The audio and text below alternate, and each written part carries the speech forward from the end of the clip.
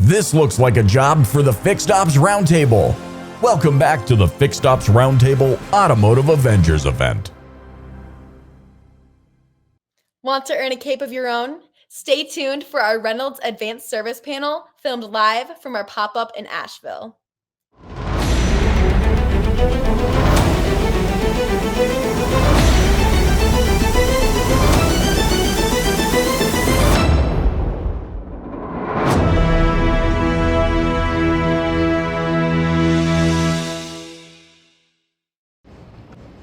Welcome back to the Fixed Ops Roundtable. I'm Sarah Vantine here with Ted Ings. We're at Appletree Honda and Acura here in Asheville, North Carolina. Ted, we're going to be talking about advanced service. What can we expect on this panel? Well, we've brought together a great representation of the service leaders here at Appletree. So everybody, if you would, starting with James, give us your first and last name and what you do here at the organization. James Mills, the Honda Service Manager for Appletree. Metcalf, Technician for Appletree. My name is Joseph Gutierrez, and I'm one of the service advisors here at Appletree Honda. Rich Lupo, Service Director for Appletree Automotive. Well, to kick it off, let's talk about advanced service and efficiency. So efficiency has to happen on the service lane. Customers are waiting, vehicles are stacking up. That impacts the shop. That impacts everything. Rich, I understand that you have a great analogy that starts with making sure technicians have the right jobs. Can you describe what this is? We use Reynolds as an intricate part of our dispatching system, and through the electronic dispatching, our technicians are skill coded. The jobs that the repair orders, the service consultants put on the repair orders are skill coded so that they find the right technician that's qualified to do that work. There's a series of priorities given to each repair order. So if they're waiting, dropped off, things like that. So through that formula, the right car finds the right technician at the right time. You know, gentlemen, I know you've all been in the industry for a while. Have any of you ever worked in a shop where the dispatching was done manually? And if you could tell us a little bit about what that was like. Well, I'm going to be honest with you, it was an absolute disaster. And I mean, not to, call out a specific dealership's names, but the way they had it set up just did not make sense. The electronic dispatch that we have here is the way to go. And I am a big fan of Reynolds at Reynolds, and the way it's set up in our system, it's very efficient and precise on what technicians get jobs and things like that. So I can't recall a time that I liked a manual dispatch, to be honest with you. Well, talk to us a little bit about from a technician's perspective, from your point of view. I mean, it's nice. I mean, you come to work basically and you log in and you get a job and you go to work. You don't have to wait on somebody else to say, well, I want you to do this, I want you to do that. You literally just go get your next job and keep moving. And how important is that savings in time to what you do on a daily basis? It's very important because, I mean, we don't get paid by the hour, we get paid by the job. So the faster I can go, the faster I can keep moving. We get the customers taken care of, and the end results get them out the door faster. Sure. And James, you got a busy shop here at Honda. How important is that electronic capability that you've got? I think it's very important. For a short period of time, we tried manual dispatching, and it did not work. Someone gets too much work, someone gets too much little. So now the flow works so much better by using electronic dispatching, because like Bo said, you can go from one job to the next. There is no waiting to see. It's, this priority, this person is here waiting. They need their car as soon as possible. The next priority would be someone that's on a shuttle. We know we need to get them done so we can pick them up in a timely manner while either they're at home or getting finished up with work. And then you have the drop-offs. If they're not here, we know we can get to them here in a little while, and the tech just can move through that process so much better.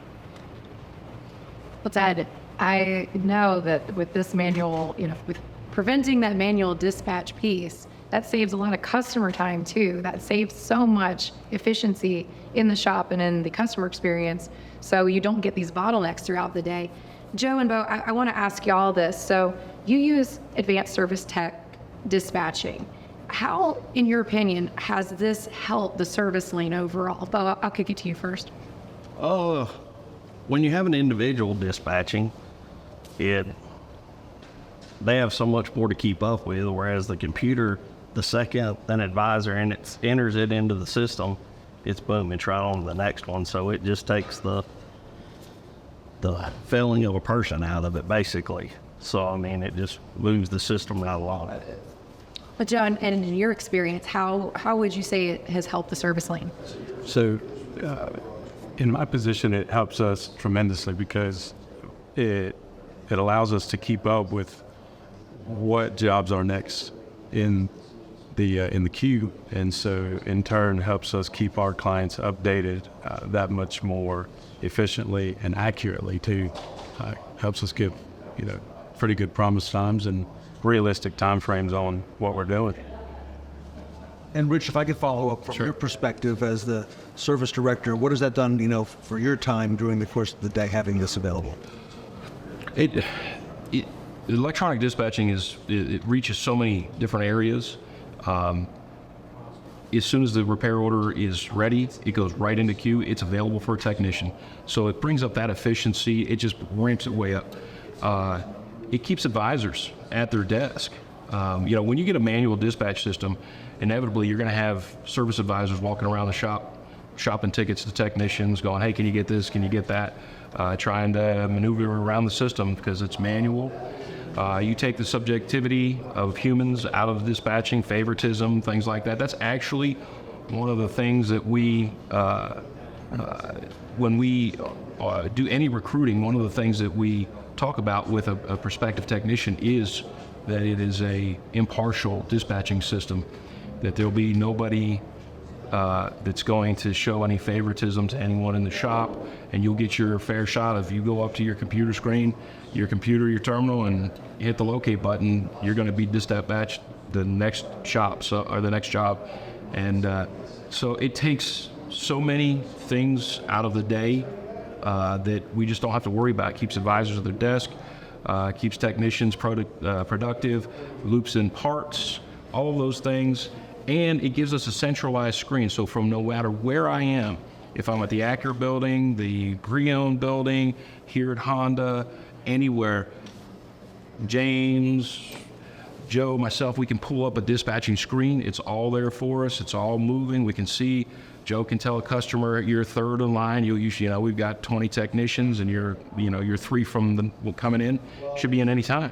Realistic wait times, all of those things are at our fingertips. So it reaches so many different areas of the store, and it's integral to what we do. I don't think that we could do it a different way at this point. James, if I can, I'm sorry. I want to ask you a little bit in our time left about Reynolds Service Price Guide, because I know that you use that here at the dealership. How big of a boom has that been? It's been amazing. You can go straight in and you can find out your labor times, your parts times. It works out the tax. It works out if there's GOG or not.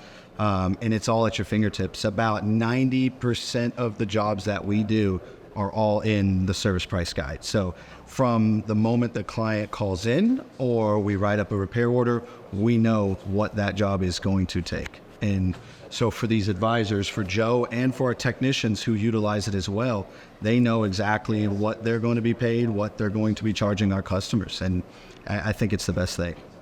And Sarah, I would imagine from the perspective of a customer, convenience, calling in to get information, that would be a great advantage a dealership would have, having the Reynolds Service Price Guide as well. Oh, absolutely. Just being able to provide a quote that's accurate every single time that customer can get an out-the-door price quote for whatever services that you want to add to it. If it's oil changes, tires, brakes, having an out-the-door quote that includes taxes and fees and everything, that just aids in that transparency conversation with the customer and helps build the validity of the services that you're providing and aiding the service advisor in building that relationship. Well, Rich, it really sounds like Reynolds has provided you with some really, really good tools to help you reach your goals. So can you share a little bit more about the ROI on that? So on the ROI that you're seeing with Service Pricing Guide and with this dispatching, how have the Reynolds tools really helped you manage multiple rooftops? Several things. One of the things that came to mind when we were talking about this is that the technicians use the service pricing guide to give quotes, and they're using the same tool as the service consultant. And one of the things it does is it helps us be more dynamic in our quotes. It cuts down on what we call legacy times. So if I've gone and experienced places that are charging times that are not consistent with what we should be charging, because we always charged 4 hours to do that job. And actually, when you look at it, that job has become much easier on the newer models, and now it's a 2.2 hour job. But you know, if we don't have that commonality between our different people with our technicians, parts, service consultants, it keeps it takes the variability out of that, keeps everybody on the same page. We've got people that can quote prices, and it's going to be very consistent across the board. So that's one thing that came to mind while we were having this discussion, is pulling legacy times out of the mix and helping us be more nimble for our customers. So that's certainly one thing that I can think of. The other ROI points would be just the increased efficiency brought to the store through technicians not having to walk over to, you know, Joe the dispatcher guy and him whirl through a bunch of repair orders and pick the one that he thinks is for this, you know, all of that stuff. As soon as he locates it, the parts department's aware that he locates it, it just keeps the flow. So efficiency, capacity goes up, all of those things. And we have been able to institute various pricing strategies, and it keeps everyone on board in real time as you implement different pricing strategies with different segments of the business. So it's across the board. It helps keep everyone on the same page and drive a lot of ROI across different segments. Well, everybody, thank you for being with us today on our panel on Reynolds Advanced Service and Surface Price Guide. Great information, and Sarah, as you said, it really speaks to the transparency that's happening in our industry, not just on the interior, but on the exterior as well. So thank you for everyone for bringing it all together. Everyone, we are in Asheville, North Carolina. We're at Apple Tree Honda and Acura. We're here at the Fixed Ops Roundtable. Stay with us. We'll be right back.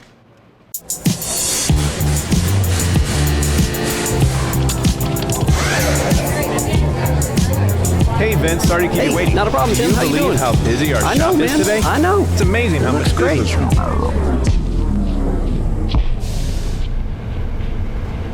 What Tim doesn't realize is that his service department could be a lot more efficient.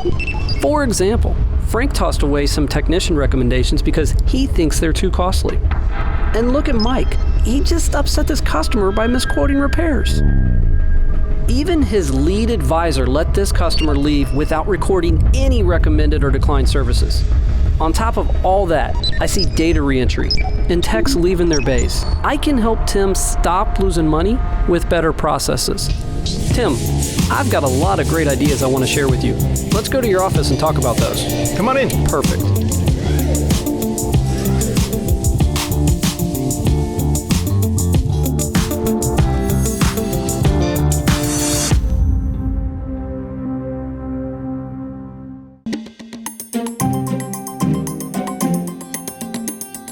When I first started here as a service advisor, our process for upsells was pretty much old school. The work order was written up, the technician would do the report. Our multi-point inspection was still carbon copies. When the technician had recommendations, they wrote it on the back of the hard copy. The parts departments would do a parts request for the technician. The technician then would walk over to the advisor and let the advisor know if parts are available. Everything was handwritten, not much of a process. Advanced Service has built communication with technician, advisor, and parts, and it's actually made our departments work better together. Advanced Service has had a huge impact on our hours per row. In February, we were averaging about 1.5 to 1.6. From April to December of last year, we averaged about 2.5 hours per RO. We have taken over 300 or 400 more ROs per month. Our gross per RO has increased to over $200. So we can definitely tell that Advanced Service is working for our store. I really feel that van service is the best tool you can use to make sure your shop is efficient. If you're struggling with people walking around the shop, the technician hanging out in the parts department, the advisor not at their desk, phones not being answered, a van service will eliminate those issues you're having. If you're trying to find something that's going to help your shop be more efficient, it's a van service.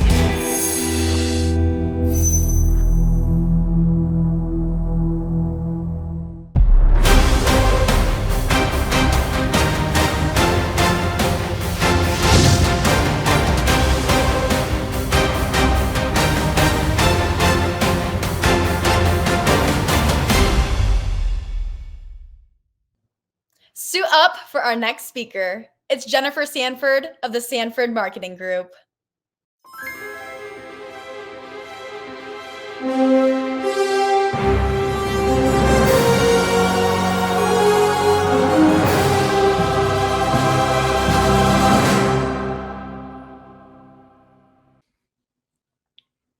Welcome back to the Fixed Ops Roundtable. Jennifer Sanford is with us. She's the founder of the Sanford Marketing Group. Many of us in the industry will know her. She's very well versed. Jennifer, I know that a lot of the people that you and I are in the industry with together speak very highly of you. I've worked with you in the past. Welcome back to the Fixed Ops Roundtable. Thank you very much. It's kind of fun to actually be on screen with you. You and I have worked with a number of partners, if you will, and you are always the behind the scenes, making sure that everything is just right, the messaging is correct, and that we're on point and staying on time. So, Jennifer, I tell you, I, for one, really appreciate all that you do.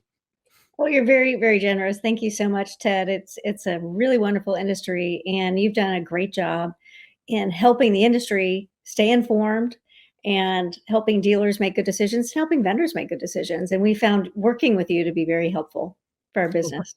Oh, thank you. And you make it easy, Jennifer. So, all right. So let's kind of start off for the folks watching who may not know Jennifer Sanford. Tell us who is Jennifer Sanford?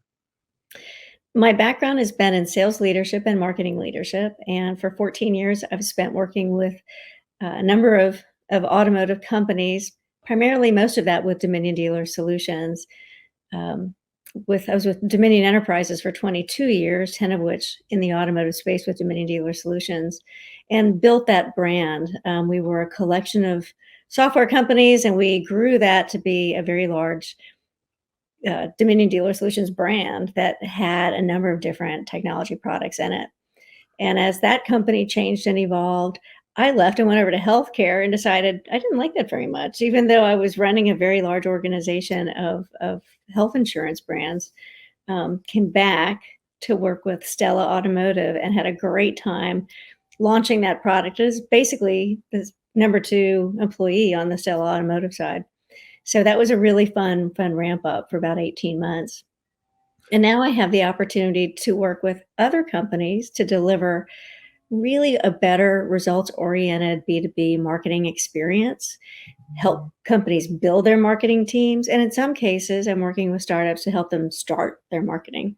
So it's been a wild ride for the last 2 months, but I'm very excited to be doing this.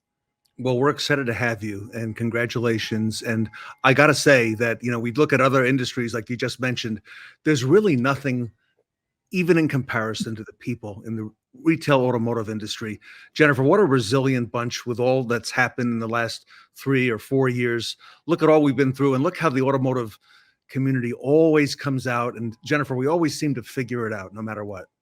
No kidding. I started in 2009. And if you think back to 2009, we had just had a huge Wall Street collapse. And so coming into automotive, I was coming from the kettle into the fire. And it was very exciting and dynamic, and working with these startup companies to help them make a difference and make good decisions. And of course, there were cash for clunkers, and there was all kinds of things going on, but we were all very resilient. Yeah. All right. So, here we are. Fast forward. We're in the last part of 2023. A lot of things happening in our industry. It's probably, from what I recall, I don't ever remembering a time like this where there's so many things, so many forces happening, and it's really exciting. I talk to young dealers, and I talk to dealers who've been in the business for a while, and all the forces that are converging right now. And I think we're both in a very good spot. And tell us a little bit more. So for the audience out there, what are some of the things that we should be aware of, and what are some of the discussion points, if you will, that you're having with dealer partners and being effective? So there's a big area out there right now about vendors and partners. And we've heard about it in articles and clubhouses and on speeches and stages. And that's something I'm pretty passionate about. I was very passionate about it at Dominion and at Stella, creating that relationship from the vendor standpoint. Everything the vendor needs to do right from an ongoing management support doesn't always get fulfilled. And truly, it's a constant dance, trying to make sure the sales team and the account management team, everybody's working correctly on the vendor side. But the dealers and the people in your audience have a responsibility too, because at the end of the day, once they buy a product, it's theirs. They need to make sure they know how it works. So that old saying, an ounce of prevention is worth a pound of cure. It's great if you can evaluate all of those things up front in the contracting and sales process. So you're going through the hard stuff of ensuring that integrations are set and integrations are organized and you're OEM compliant and any other regulations. Yeah. There's some soft skills you need to make sure are done too. Making sure that your sales rep connects you to the ongoing account management team, ensuring that you understand what the implementation will look like, what ongoing support will look like, guaranteeing that you have a primary point of contact in your dealership for this technology vendor and that they provide one as well. Because guess what? You both are going to have turnover, and the person making that decision may not be in that seat. So they have to move into a different role. They need to guarantee that there's some longevity to ensure the success of that product in the dealership. And you're right. You're so right in that a lot of times the partners and the dealers, and they speak different languages, right? They really do. And there's been some crossover there historically and always will be. But a lot of times, dealers, you and I talked in the green room before we got started about, software as an example. They contract and they bring different products and services in. Those products evolve over time, as well as people who are communicating the message. And a lot of times that doesn't get through to the right people at the dealership. And the dealers don't always know what to expect and how to ask for it. And, they buy a lot of different services and products that are out there. They do. I mean, the average dealer has probably got 15 to 20 different pieces of technology just in their marketing and office tech stack. And that has nothing to do with the vehicles or inventory, maintenance. That's just in the business office. So when you think about that, they probably are only using about a third of the capabilities that they have access to. And making sure that you can use all of it or reassemble what you need is so important to the healthier business and the healthier staff.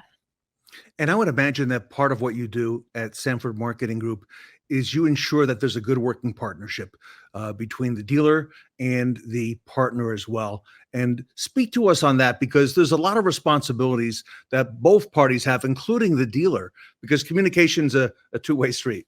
It's a two-way street. So with my clients, I'm always trying to ensure not only are they doing good marketing messages to get new clients, but that they are putting into place good customer communications, whether that's via email or alert pop-ups. They need to make sure they have those. So that's one of my touch points with every customer that I work with. But likewise, a dealer should expect that. A dealer should expect, we need to know when updates happen. We want to know when upgrades are going on. And vendors sometimes forget to tell their existing customers about these things because they're so engaged and so enthralled with the chase of the new customer. So it needs to be mandated on the dealer side, and keeping those email addresses up to date for the vendor is important. Yeah. And I would imagine also that you can help guide partners, whether they're new to the industry or whether they've been for some time, how to keep the dealership engaged, with what it is that they're doing, with this particular partner. Speak to us about that, because that's important, because over time, like you said, there's turnover, could be staff changes, there's different changes in the market, products can change, new products can come out as well. Absolutely. Yeah. Speak to us about that. So at Dominion, I had the opportunity to work with some really great people. One person, Amy Peck, who works at Reunion now, was brilliant at making sure there was effective communication in place with dealers so they always knew what was going on. Dominion DMS also, like clockwork, an informative newsletter that went out that you would not believe how many people opened up this piece of email every month. It was great. So I had the benefit of seeing some really good things in action. And it depends on the software, it depends on the complexity of the regulatory environment for that software, what needs to be communicated. But making sure that those things are lined up. I had some really good models to work with. Susan Moll, another great example of customer care and how that can be affected. So I watched that, I learned that. I was able to be a part of it on the marketing side and assist with the marketing communications. So I try to bring all of that experience I had to my current customer base. And for your current customers as well, talk to us about things that the dealer should be able to expect. Because I would imagine, similar to a checklist when a vehicle goes in the shop and the technician looks at your vehicle, although you're here for one thing, they look the vehicle over and they make sure that, everything is right, let's say with a multi-point inspection. What are some of the things that dealers should expect in that relationship with their partners that you can help partners deliver to the dealer side? Sure. So, again, from the outset, when you're talking to your sales rep and you're in that contracting process, ask questions like, how long will it take to be fully implemented? Is there a guideline for the process? Maybe they can give you a roadmap or what that implementation process is right when you're still talking about the contract and getting involved with the sales process. Is there a checklist that the dealer can get started on to make that implementation to go quicker? Who should be involved from the dealership? Is it an IT role? Is it a sales role, a marketing role? Who should be involved? Get all of that stuff understood from the outset. And questions to ask the partner: who's going to be involved on your side, and can I meet them now? I want to know these people. I want to make sure I get along with these people so that there can be a good relationship. If there's a problem with the onboarding process, what's the process to fix that? Tell me about the training. What kind of onboarding training is there? What kind of long-term training will there be? If I have staff changes, will I be able to call on you for additional training? Or is it going to be an online, or is that an additional expense?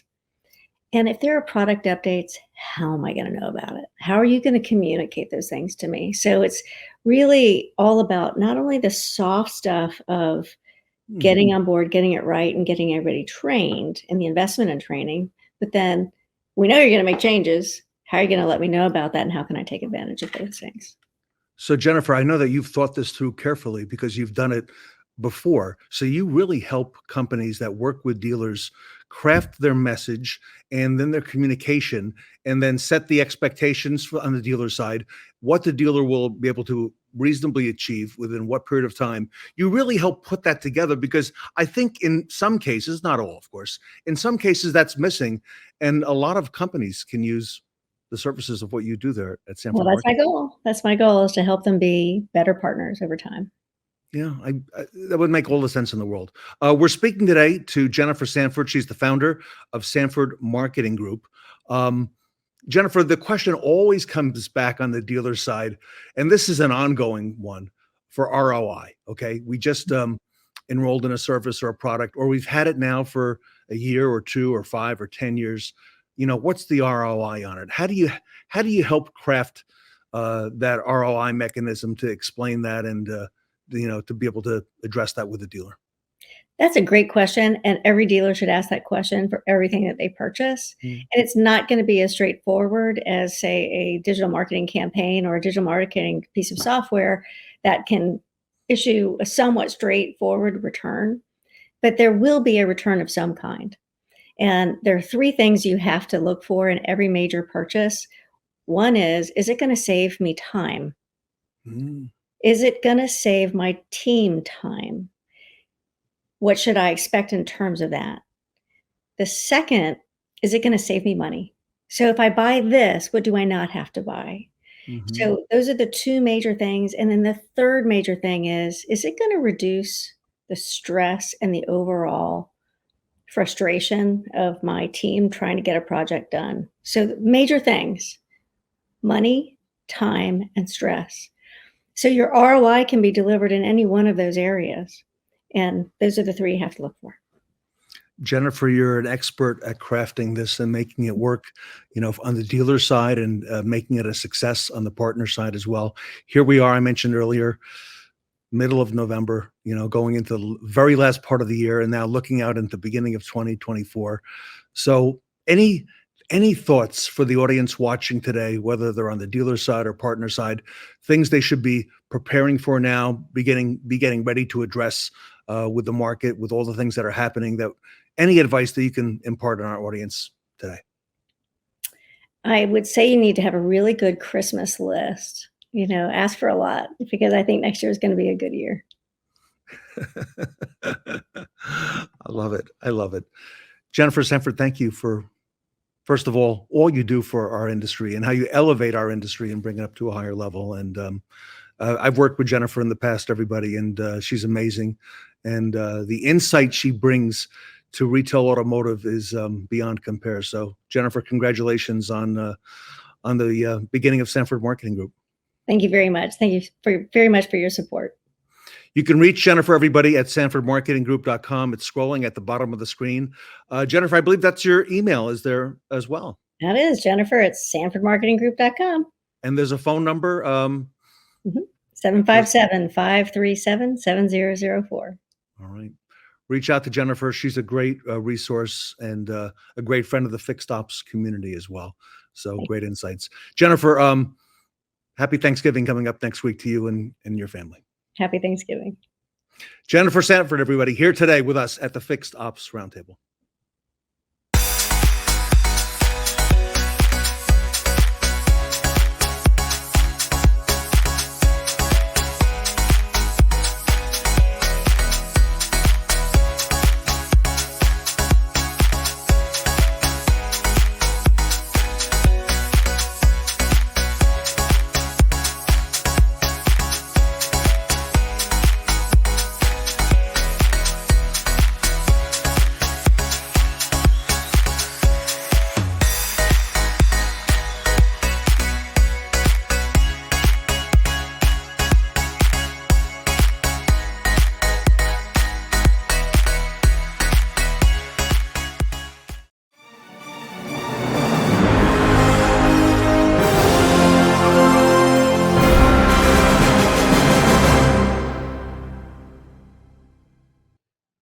Stay up late with the After Dark show as we meet Ben Chodor, the CEO of CallRevu.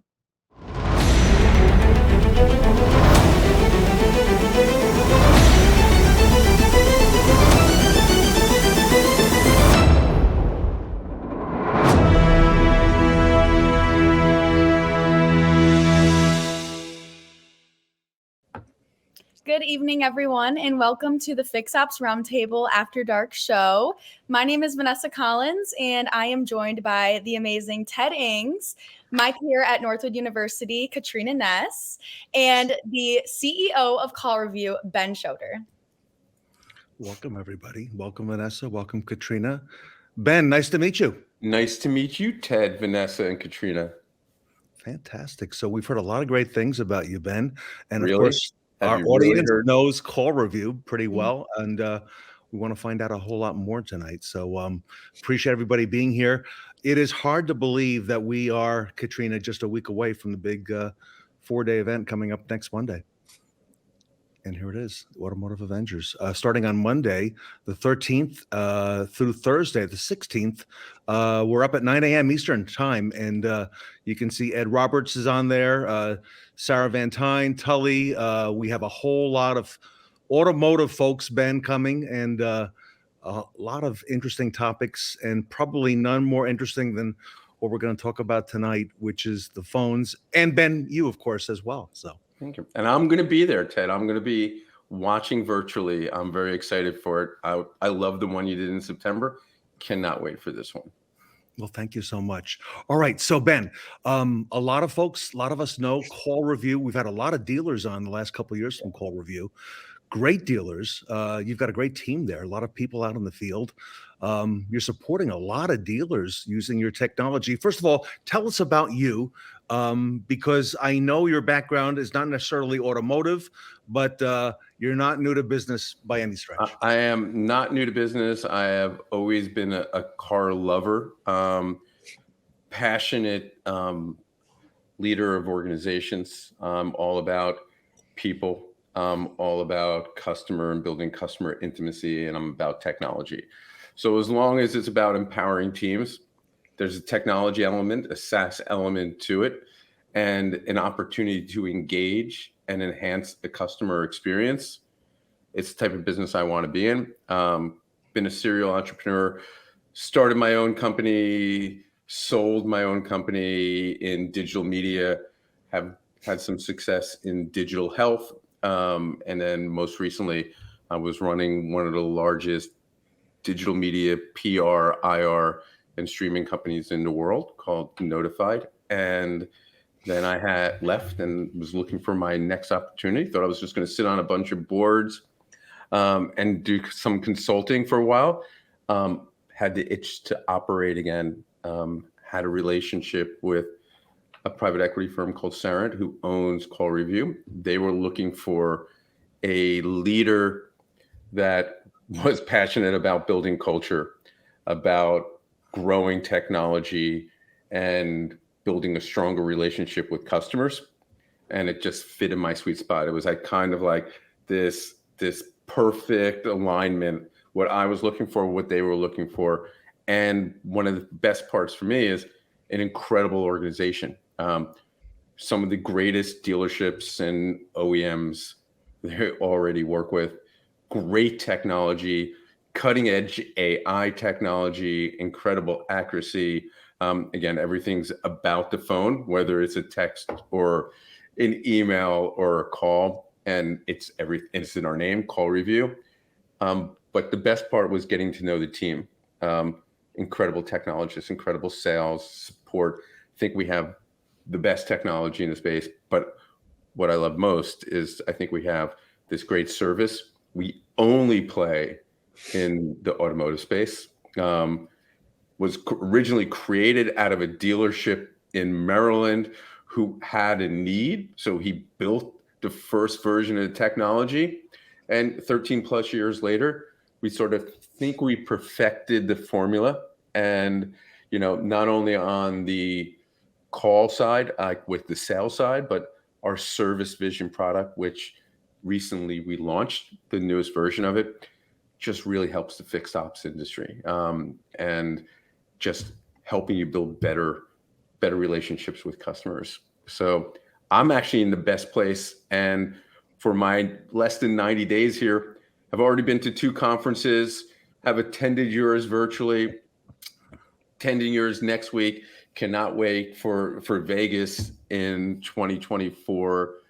But as I got to meet a lot of customers and a lot of industry people like you, I'm falling more and more in love with the space and the opportunity, and I'm falling more and more in love with our technology.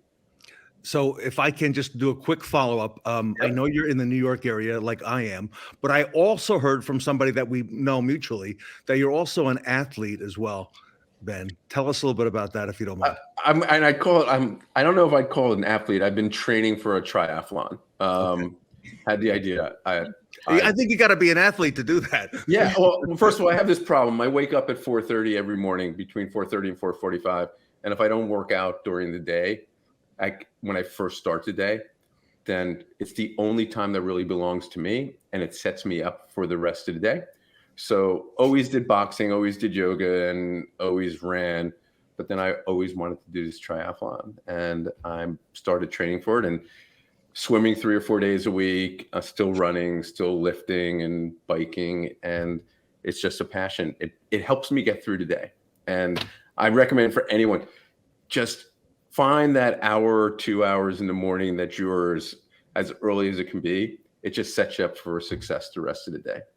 That's amazing. I love that. Michelle's in the chat right now. So I'm sorry. All right, go ahead. I can barely wake up for my 9 a.m. So that's amazing. You got to do it. I mean, but also at this point, you're in school. When you get out there in the real world, you're in the real world. But when you get out there, you realize, like, anytime I've ever said in my life, you know what, I'm going to work out after work, or at lunch I'll go work out. Life gets in the way, business gets in the way, family gets in the way, kids, well, they don't get in the way, but it's next. You have different opportunities. The only time that truly belongs to you is like before 8 a.m. in the morning. That's your time. It used to be it belonged to you when you got on a plane, if you traveled, but now we have internet on a plane, and it's the only thing that's the most stressful thing in the world is when you get on a plane and there is no internet. Isn't that amazing? All right, Katrina, go ahead. So tell us a little bit more in depth about what CallRevu does. All right, so if you look at CallRevu, we have the ability to take in every single call that comes into your dealership, inbound, outbound, right? Service department, sales department. And we, through AI, we transcribe it instantly, give you call sentiment, give you call reactions, let you know if someone's in the mood of buying, someone's in the mood of asking questions, and help you make those decisions, right? Help you sell more cars, help you engage more with the customer. And if it's on the service side, allow you to talk to them, know what they're asking for, and potentially even upsell them, right? Or give them more information. So it's all about the engagement from the call, because every call that comes in is the most important call, right? Because if we're calling in, we want something. So here's your opportunity. Engage with me. Let us give you the tools. We'll give you alerts, we'll give you what you need to work on if you're a salesperson. We'll give you all the tools you need to move forward. That's what's amazing about the technology. So we're giving you actionable insights, data, really great data, so you can help make decisions on your dealership. Yeah, so I'm sure a lot of the new progression with all this new AI has really helped your company as well. Oh, we are more and more every single day. It's about AI. We love AI. It is the basis of our organization at this point, moving forward. Yeah, it's moving very fast. It's moving very, very fast, but it is beneficial in the car industry. It is beneficial in any industry, but especially in this industry. Totally. Absolutely. Okay, so Ben, as the new CEO of CallRevu, what is your vision for the company and what are the product plans for 2024? Wow. All right, so it's a couple things. Number one, constantly be innovative, right? We want to innovate and disrupt ourselves. We can't rest on the products we have. We got to constantly make them better. We got to constantly engage more with our customers. So as 24 comes, you're going to be seeing a new version of our sales product. You're going to see updated versions of our market vision product. So every single product we have, we're going to constantly enhance. We're going to engage with our customers more. It's like really important to us. Listen to what our customers have to say. What do they need? And let's add it to our technology and our products. Wow, powerful stuff. Right. Good questions, guys. So appreciate that. So, by the way, Ben, about approximately, I won't hold you to this. Yeah. Approximately how many dealers or rooftops is CallRevu in North America ballpark? Well, if there's 16,000 dealerships and 16,50 in the country we're at about a little over a third. Wow. That's amazing. Ben, that's a huge number. That's a huge portion of it all. Yeah. And we're excited about it and we want to keep on growing. Ben, when a lot of tech companies in our industry get to like 500 dealers, which is not easy to do, that first 500, they consider themselves in the big leagues, okay, at 500. You're 10 times, okay, that number and growing. And, I've seen and witnessed it a lot, okay, the work that you're doing. So real important stuff. So we were talking in the green room before we got started today, and we were talking about trends that we're seeing at the Fixed Ops Roundtable. And by the way, more phone calls come in, and Ben, you can validate this, I think, on the fixed ops, especially on the service side, than for anything else in the dealership. What do you say? 100%. I mean, and it is the greatest opportunity for the dealership, right? It's already existing customers calling. it's new customers calling, it's cars that are out of warranty calling. So here's an opportunity, build this relationship with the customer, give them more, but you got to answer the phone and you got to respond, and that is really what we're all about. How do we get that call in, get it to the right person, and get a response as fast as possible? So there's a lot of companies out there using AI and have been using it for a while. And I know because they speak to me, they come to the Fixed Ops Roundtable and they say, listen, we use AI, this is offline, off the record, of course. They'll say, we use AI in this, this, and this. They go, should we talk about it? Okay. Because a lot of companies that use it are, not quite sure whether they should mention AI or not. Okay. But you're right. Our industry is one ready to be disrupted. Okay. And AI fits perfectly into what we do because a lot of those phone calls coming in are routine phone calls. They need to be answered. They need to be directed, and they don't all, require the same assistance they did in the past. Well, think of the power of, here's what you're supposed to look at AI as. It is about, it gets smarter every single time, right? So it takes in the call. The first time, it's just like a human transcribing it and giving information. But every time it's learning and learning and learning and learning and learning and learning. So the more data you put in, the better data that comes on the other side. So it is better than a human in the element of it's just going to constantly get smarter and it's going to pinpoint what helps, whether it's on the service side of the business, the sales side of the business, or just the support side. So that's how you have to look at AI. It does not take away, you still need humans. It's going to be prompt engineers, communication engineers. It's going to open up opportunities, not in this space, but the CEO of Adobe put it the best way I've ever heard anyone put it. He goes, AI, is it going to take jobs? Well, maybe it's going to take some jobs, but really what it does is it takes away the fear of the blank page, right? It's not supposed to write it for you, ChatGPT. It's supposed to help you get it going. So the best part about AI is it can actually look at whatever we bring into the system and say, whoa, out of 1,000 phone calls that you had last month, 993 mentioned this. Guess what? We better do something about that. That's the power of AI. It's about the data and insights you get. It's not about not humans. It's not about where it's going. And actually, in a lot of ways, it's safer and secure because it is in a private loop. It's your technology. We're not using, in our case, we're not using AI that's out there. Like when you go into ChatGPT and you're putting it out there, we're putting it in this closed loop. So the data stays private. Humans aren't touching that data. So it's staying yours. And to be able to give that blind data back, just the percentages and how it works, it's mind-boggling. And we're only like in the first inning, right?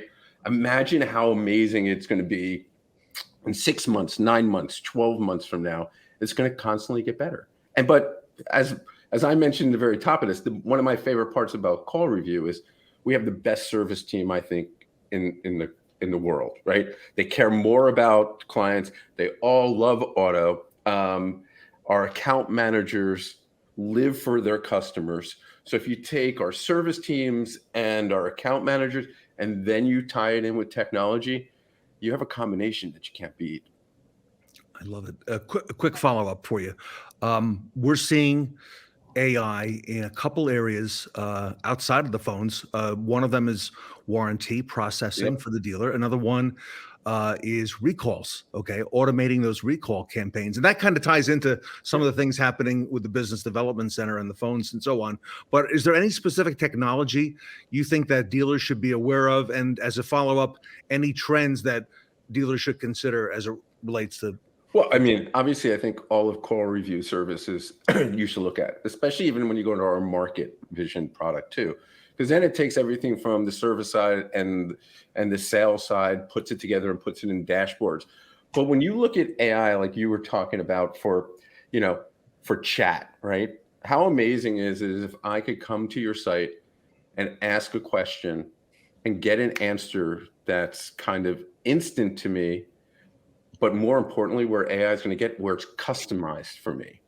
So the answer to me might be different than the answer to you, Ted, but probably 100% different than you two, because Ted and I, similar ages, We both live, New York, New Jersey. So you're going to know something about us. The two of you in college, one about to graduate, one graduating.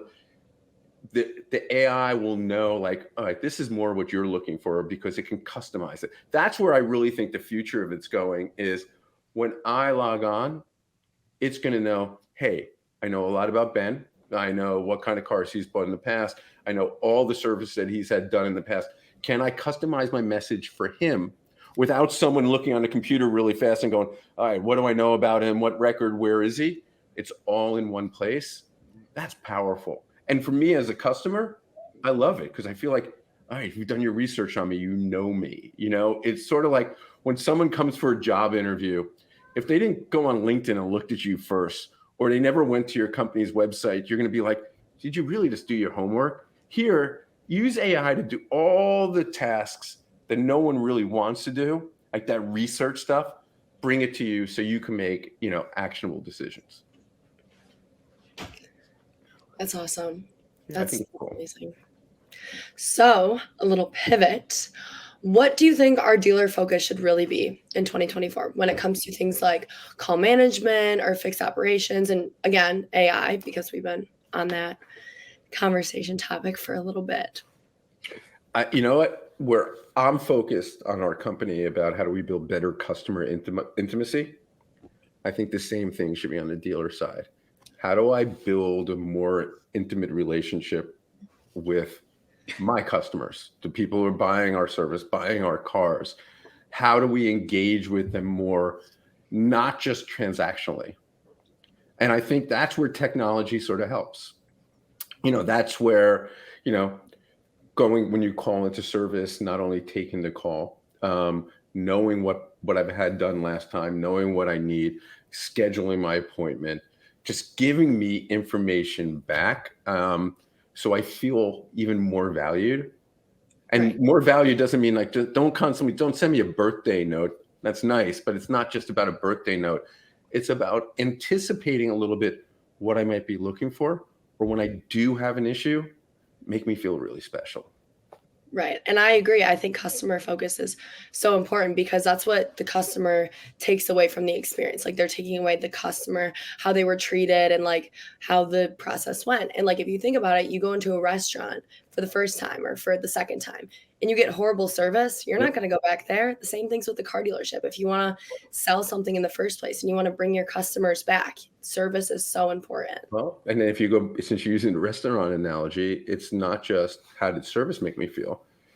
Did they remember me when I came back and they send me a free piece of cake for dessert, which cost them nothing, or a drink to begin with because, oh my God, welcome back for like the 85th time. Or there's certain hotels that you stay in, they know who you are. And when on your 10th stay, there's a bottle of wine waiting in your room.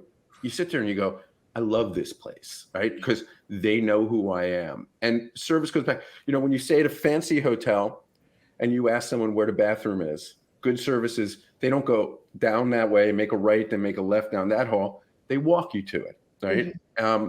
A not great place is going to sit there, tell you, go straight, make a right, make a left, and you're on your own. It doesn't take a lot to just make me feel a little special. Yeah, totally. And the littlest things, like you were saying, go the longest way. Yep. Absolutely. And it's even inside in the company, right? Like, to our employees, saying thank you, acknowledging when someone internally does something. That to me, one of the best parts about running a company is, can I empower my employees or the team to make decisions? And will that help them treat our customers better and move the ball forward? I used to have a COO who taught me, I used to think it was all about customer, and then employees. And he taught me, no, if you treat your employees really well and empower them, you never have to worry about your customers, because they're going to worry about your customers because they're going to feel so vested in the organization. And that's what we need to do. If I can real quick, a lot of folks in the chat tonight. I don't know if you know this fellow here, Jeffrey Bogaski. He's the chief revenue officer of a company called Affinitive. And he, and actually a number of people who are on here tonight, have been involved in some panel discussions on AI. And Jeff, I think you're right. Ben points out some great pros to AI. A lot of a lot of which we need to hear. Okay. So Ben, I think it's real powerful stuff. And I think Dan Stockel is right. I think we found another company to lend a hand to Northwood. So I'm liking that a whole lot. I'd love to help at Northwood. I think it's amazing. I mean, the best part about the pre-show, Ted, it was great having a conversation with you, but you two, I mean, like how much you've accomplished in your years there and your passion for the auto business. It's just amazing. It's so encouraging. Yeah, we really get a hands-on experience here at Northwood, and it's so amazing because we're learning about the dealership world. I'm in a fixed operations class right now. I've talked about this many times on this After Dark show, but we're writing a service plan, and like, so we do automotive stuff. Like, it's not like we just graduate college and it's like, I want to work at a dealership. I want to work for an OEM. And I don't really know anything about it. Like, I don't really have any experience. Like, no, we learn about this in class and we get pushed to have internships and gain knowledge and experience in and out of the classroom. But look what you two are doing. Like the composure that the two of you have on a show like this, on a broadcast.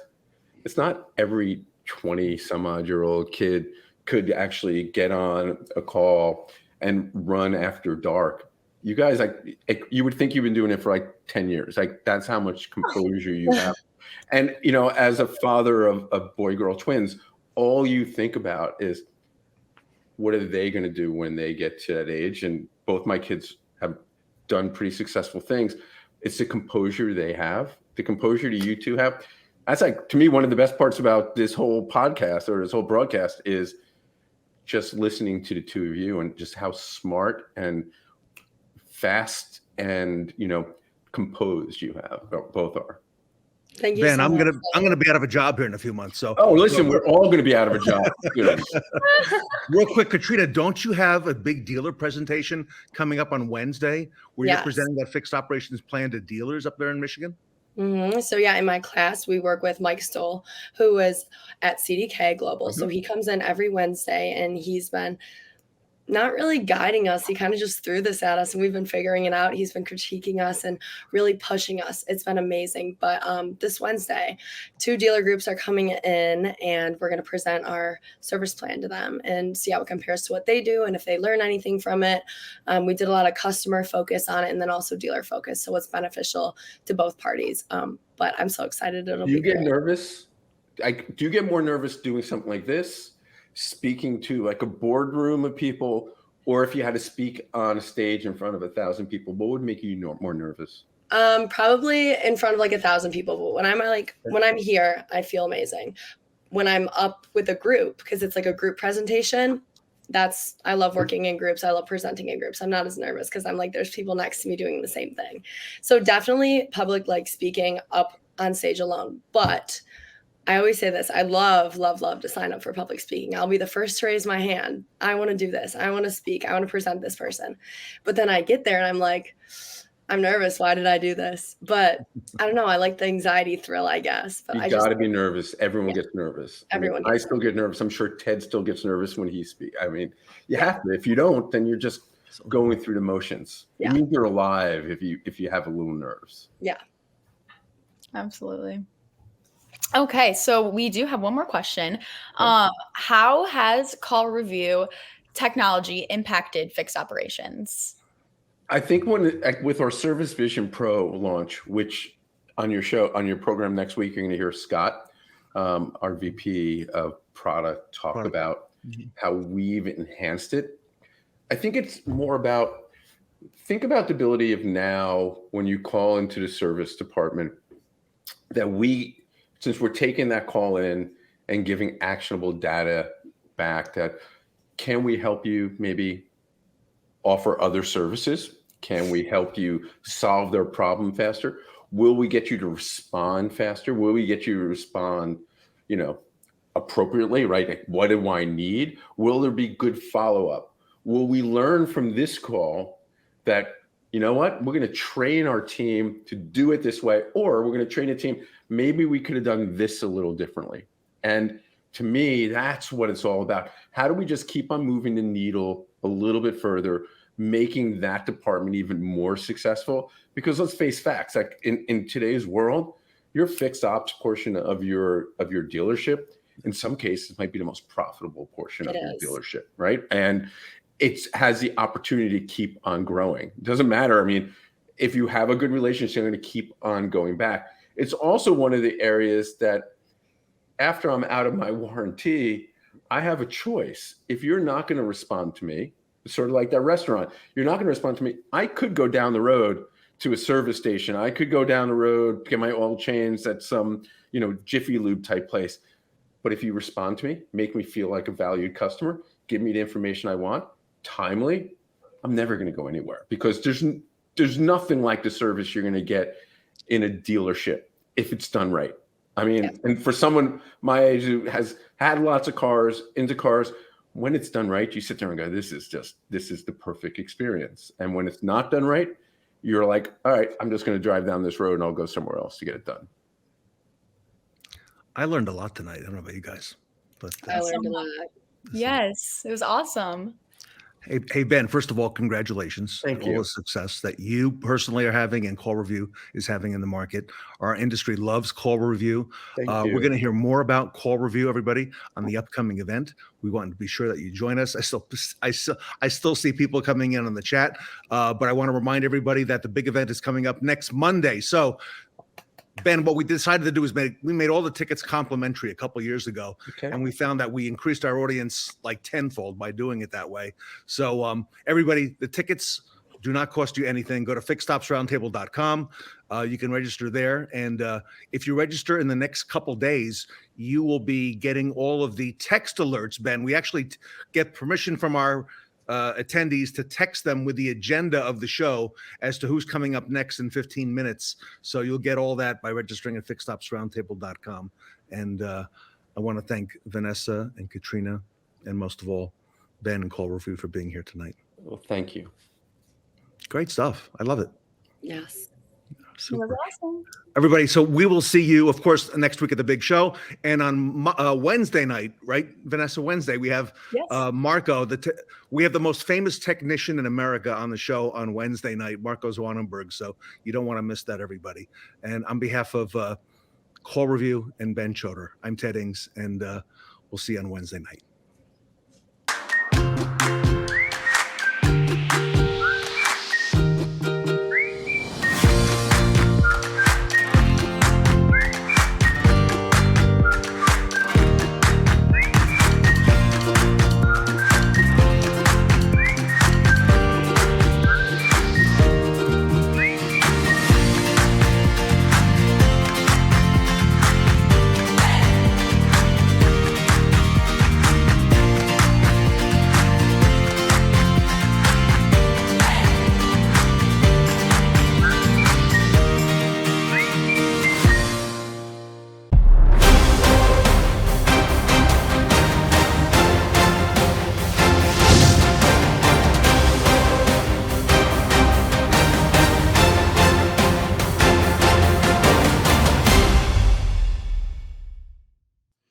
The doc is in. Our next segment features Dr. Matt Bennett, the VP of Graduate and Professional Studies Programs at Northwood University.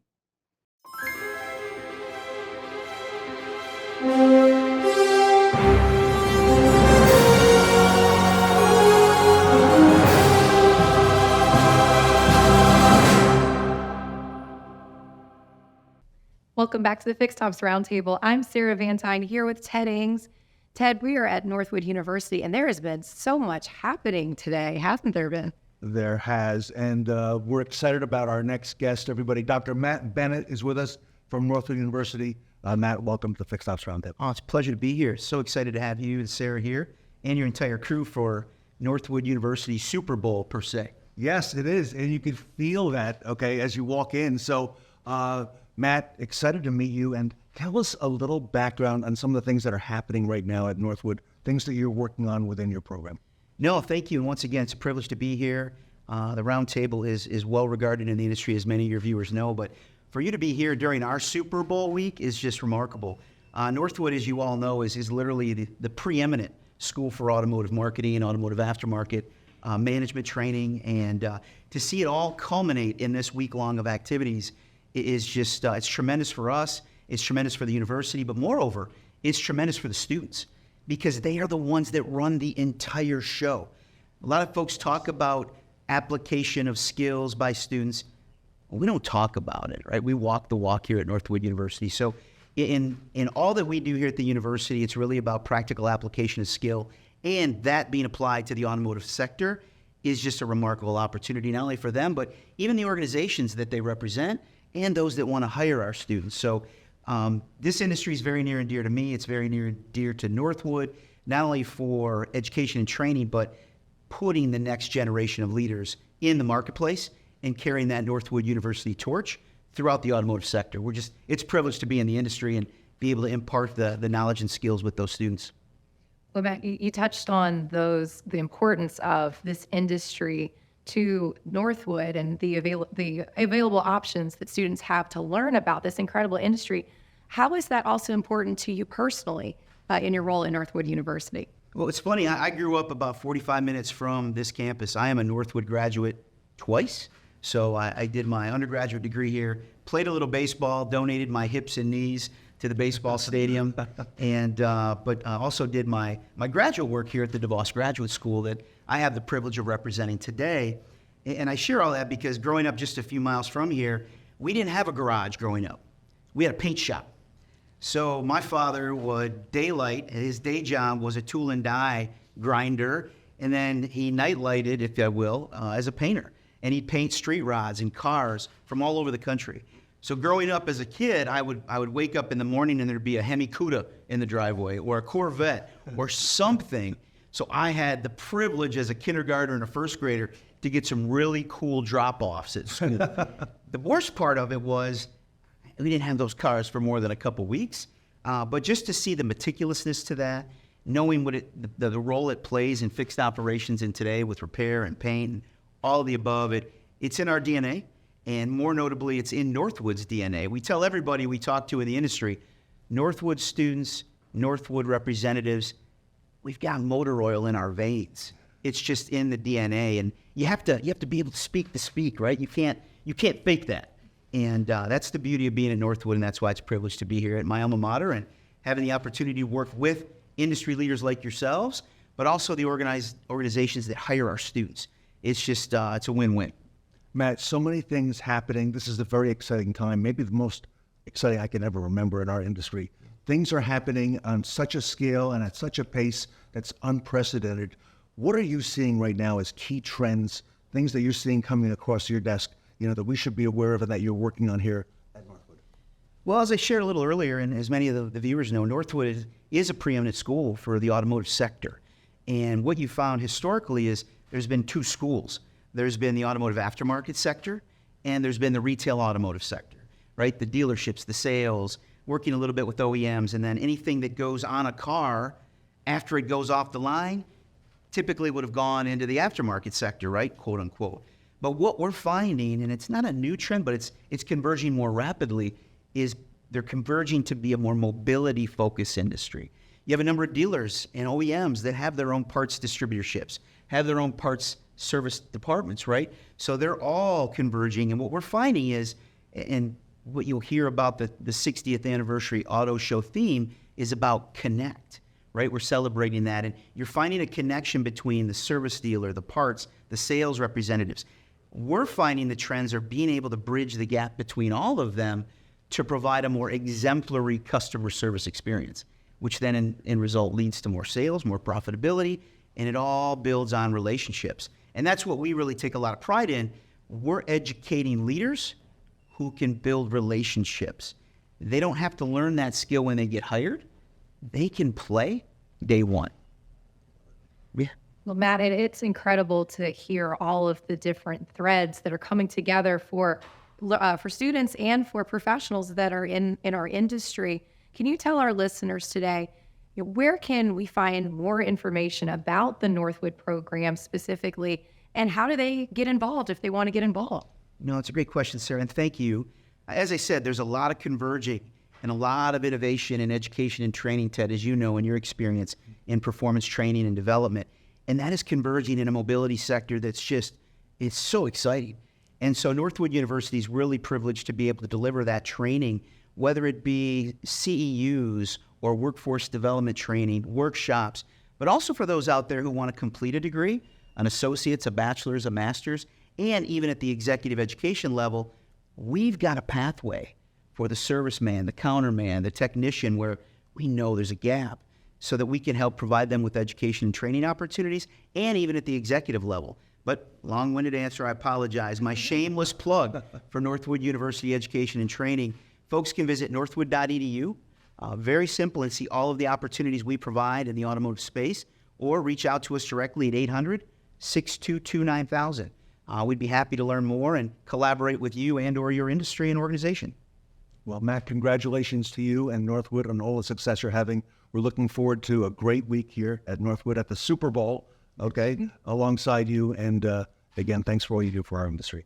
Keeps going up from here. You guys are kicking it off well. Thank you so much. Privileged to have you on campus. Thank you, Matt. Yeah.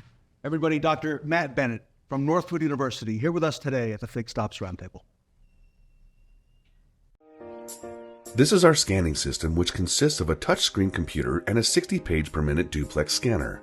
I am going to show you how to scan a typical repair order. Bring up our dealer scanning application. Click on Repair Orders. Place the repair order in the scanner and click on the Scan Repair Order. This will start the scanning process, which will scan all pages front and back and automatically read the repair order number. After scanning is complete, the repair order number will be shown on the screen. For this example, the repair order number is 995957. You can now confirm that the repair order number matches the number on the screen. Then click OK, which converts the scanned pages into a PDF document and saves them into the system.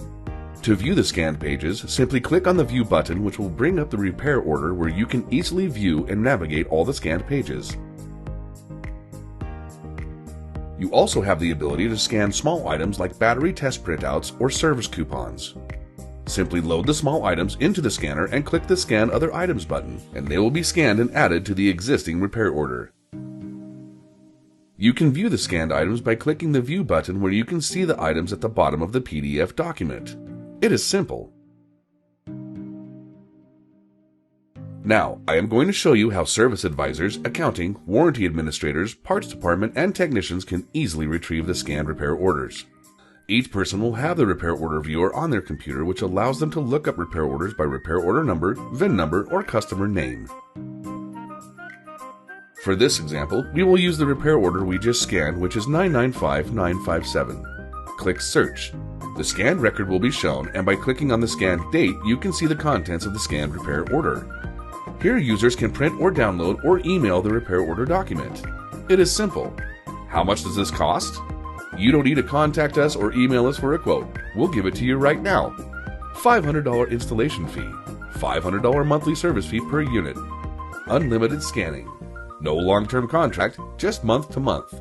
Dealer scanning. Organize your dealership documents, saving time, space, and money.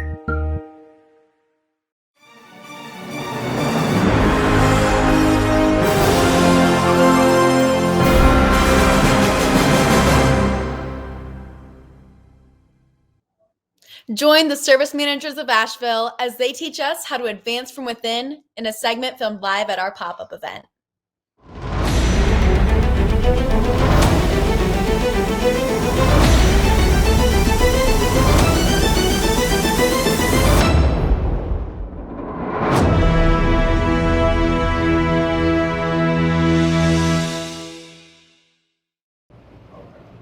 Welcome back to the Fixed Ops Roundtable. I'm Sarah Vantine here with Ted Ings.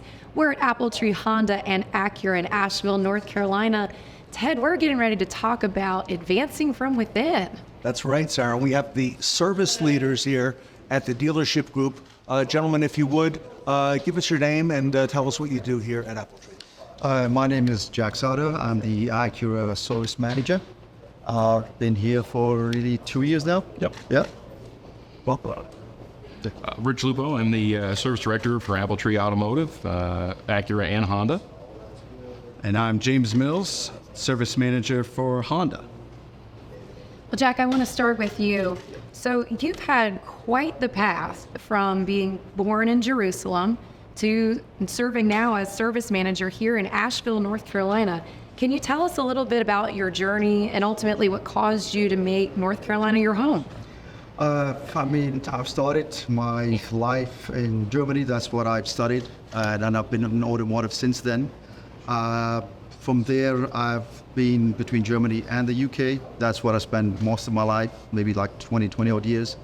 From there, I was actually headhunted to go and work in Abu Dhabi and Dubai, where I was there for like nearly 12 years. Worked with Mercedes dealerships mainly, and there. And for a while, I've worked with the Army on our contract vehicles.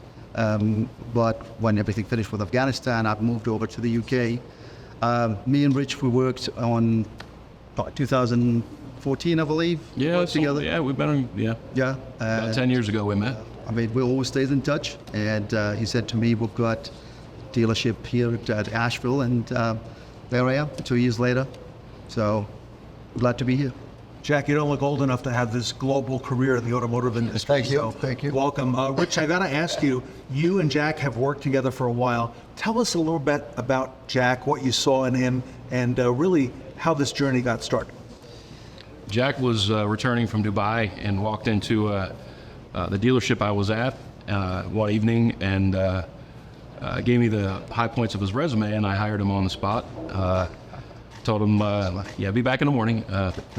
Don't talk to anybody else. And we struck up a friendship, and we've been on and off over the last 10 years working together. Mm-hmm. And as my career has advanced, Jack has certainly advanced as well. And that's for sure. Yeah, went from our top service consultant to lane manager to now serving as the Acura service manager here for Appletree. And why is having someone like Jack with his deep experience in automotive retail all over the globe important to the career path of someone here at Appletree?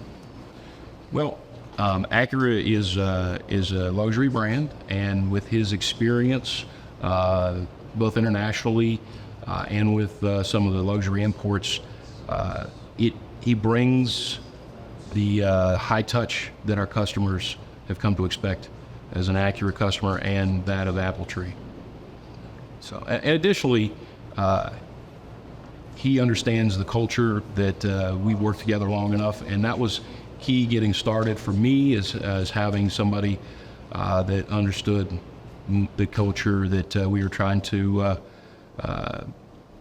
affect as we came into the management here at Appletree a few years ago.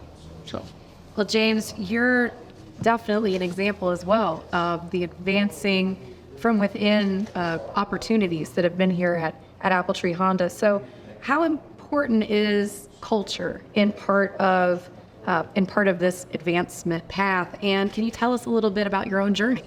Sure. So my journey started here almost 12 years ago.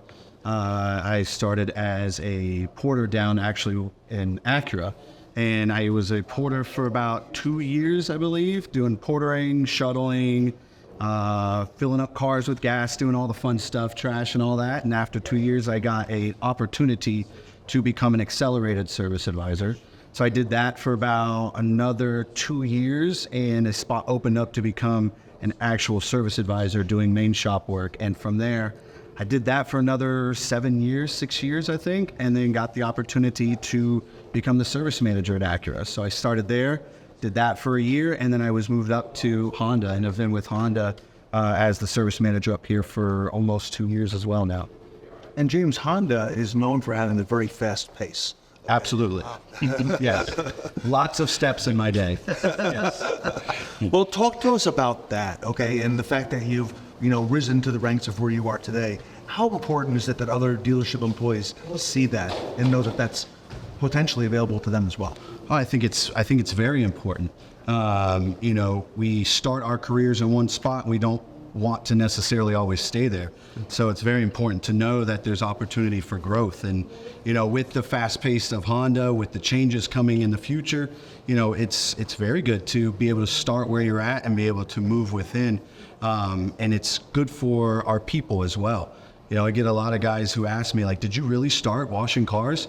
You're so knowledgeable. I say, well, yeah, I did. But, you know, I stuck around, I learned, I listened, and I had some good people here to help me learn. Richard, talk to us about that career path as well, and why is that so important at our dealership level? Well, first of all, I want to say that I couldn't be any more proud to work with James every day. And we work together every day. And his accomplishments and his advancement through AppleTree is just as much the culture at AppleTree as it is his hard work and dedication that he brings. So I want to say, that what you do is not underappreciated. Thank you. And everything that you've accomplished here. So, and I was happy to bring it from Acura. I know that was your baby for a lot of years. It was. It was a hard move. He had some separation stuff when we pulled him from Acura because he'd been there his whole career here with AppleTree and brought him up to Honda. So, but I thank you for everything that you do. It's there's a lot less time for a jacket as you're the service manager at Honda. So, but thank you. So, and he is an example that we use with everyone that comes into our organization. And we can take a look at the guy that they're going to be working for, the service manager, and say, hey, this guy here started washing cars. And if you want to hang in here, it's a great place. They treat you fair.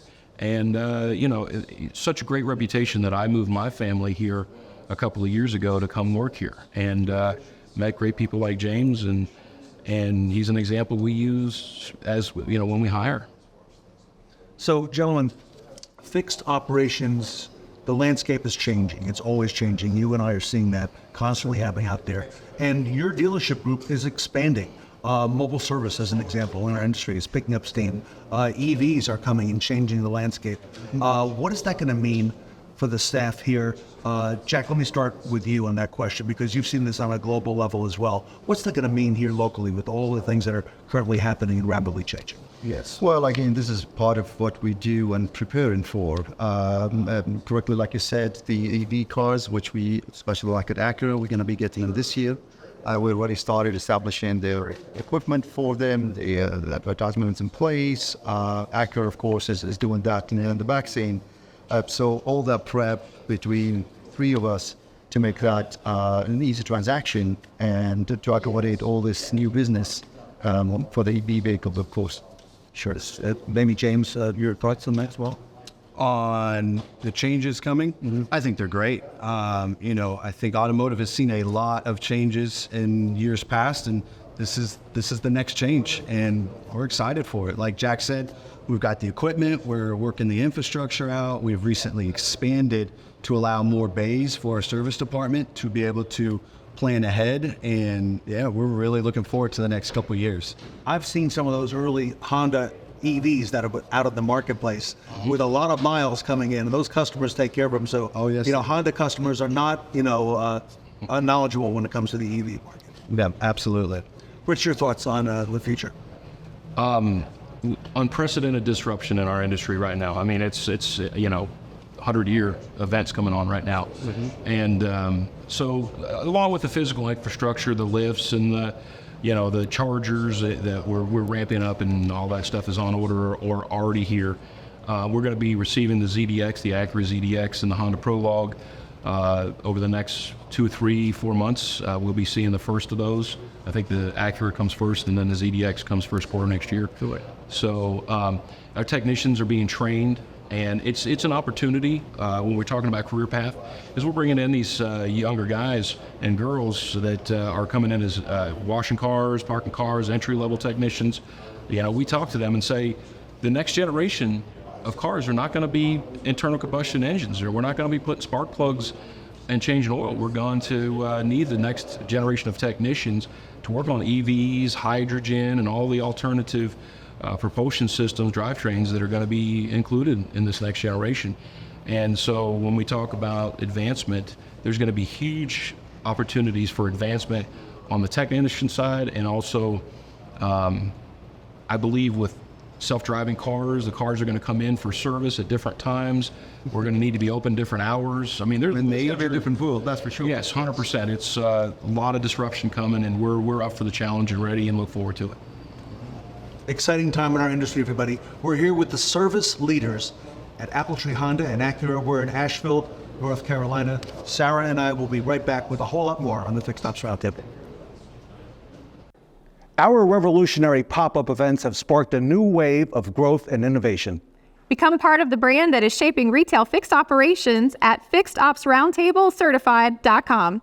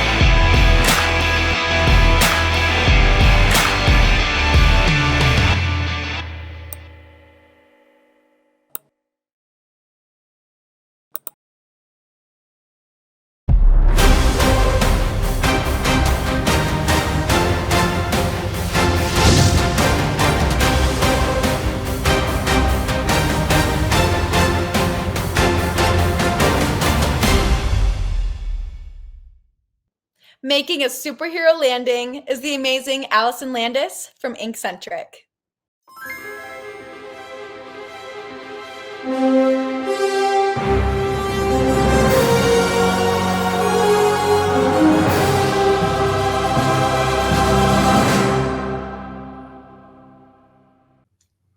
Welcome back to the Fixed Ops Roundtable. Alyson Landis is with us from Inkcentric Corp out in California. She's the marketing and procurement specialist with all things retail automotive, is involved with so many of our partners and our dealers as well since the very beginning. Alyson, welcome back to the Fixed Ops Roundtable. Ted, thank you so much for having me. I can't wait for this next show. It's going to be amazing. You do not disappoint, and you're always in theme. And, you know, I got to say, that's not always easy to do with all the wacky and crazy themes that we do. Thank you. I love it. You know what? This mask is too fun. And there's even a cape on the back. You know, Batgirl it is. I'm all for the Avengers and the theme. This is fabulous. Tons of fun with you always, Ted. Thank you for all the, like I said, not only all the things you do for our partners, but for us with the Best Practice Awards. I saw Sophie was out to see you recently and spent some time at Inkcentric, and you shot a lot of videos with her. Oh, we had a blast. I loved meeting Sophie in person. She is so much fun, so great with the videos, and I had a great time showing her all of Inkcentric, our offices, our practices, how it all works. She even met our office dog, Arlo, as you can see from one of the videos. Yes. I saw that. I told her that there would likely be a lot to see and a lot to capture because that's part of your story, Alyson, at Inkcentric. You do a lot of this, most, if not all, in-house there in Inkcentric. Thank you, Ted. Absolutely, we do. When it comes to marketing, we really wanted to be a one-stop shop for all of your marketing needs, whether it's printing, promotional products, design, direct mail, fulfillment. We really have it down here. We love what we do, and I hope that shows. So when someone in automotive, a dealer, one of our clients comes to you, they don't have to explain what automotive is and what they do. You instinctively know because you've been in this niche for a long time. Yes, thank you. I have over 25 years now. Honestly, we've had experience with the automotive world. And on that note, as we all know, it is Galpin calendar time. This will be our 25th year of printing these calendars for them. This is last year's calendar, I believe I showed before, but I mean, just so cool. The graphics that they use, the cars that they have are fabulous. And we have got it down. Of course, every month is a different card featuring different things. And they print a ton. That's a fresh one. You open, I could hear the freshness as you opened it up. It's right out of the wrapper. It is fresh. You're right. This is a UV coating on here, so you see the gloss overall. And what Galpin will do with these is the LA Auto Show is coming up. I believe the first day, maybe the 18th of November. And they hand these out there. So it's absolutely fantastic. Everybody loves them, and everybody's looking forward to a calendar. That makes it a lot of fun. So I know it's that time of year. So the calendars are out literally now before Thanksgiving. Yes. And they're utilizing them with their client base and their marketing. And, you know, that's a work of art. That's a high quality piece. Thank you. You're absolutely right. We feel so fortunate to be a part of it. When you're at the auto show, you'll see everybody carrying a Galpin calendar around, which not only is great for the clients, but it's also ongoing marketing for Galpin. All year long, their logo and their products will be in their customers' faces with the ability to call them, access them at any time that they need to. So that's really the fun part of it. And beautiful looking cars and trucks and artwork. So what do they do? Does Galpin select the vehicles that go on there working with you, and you decide, what month they go and so on? Absolutely. Galpin has a big advertising department with maybe 6 or 7 different graphic designers there. So there's a lot of internal meetings to decide which cars will be featured, which brands will be featured.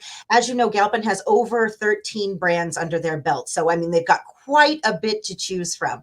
Interestingly enough, Galpin just did their car show as well that we got to help with.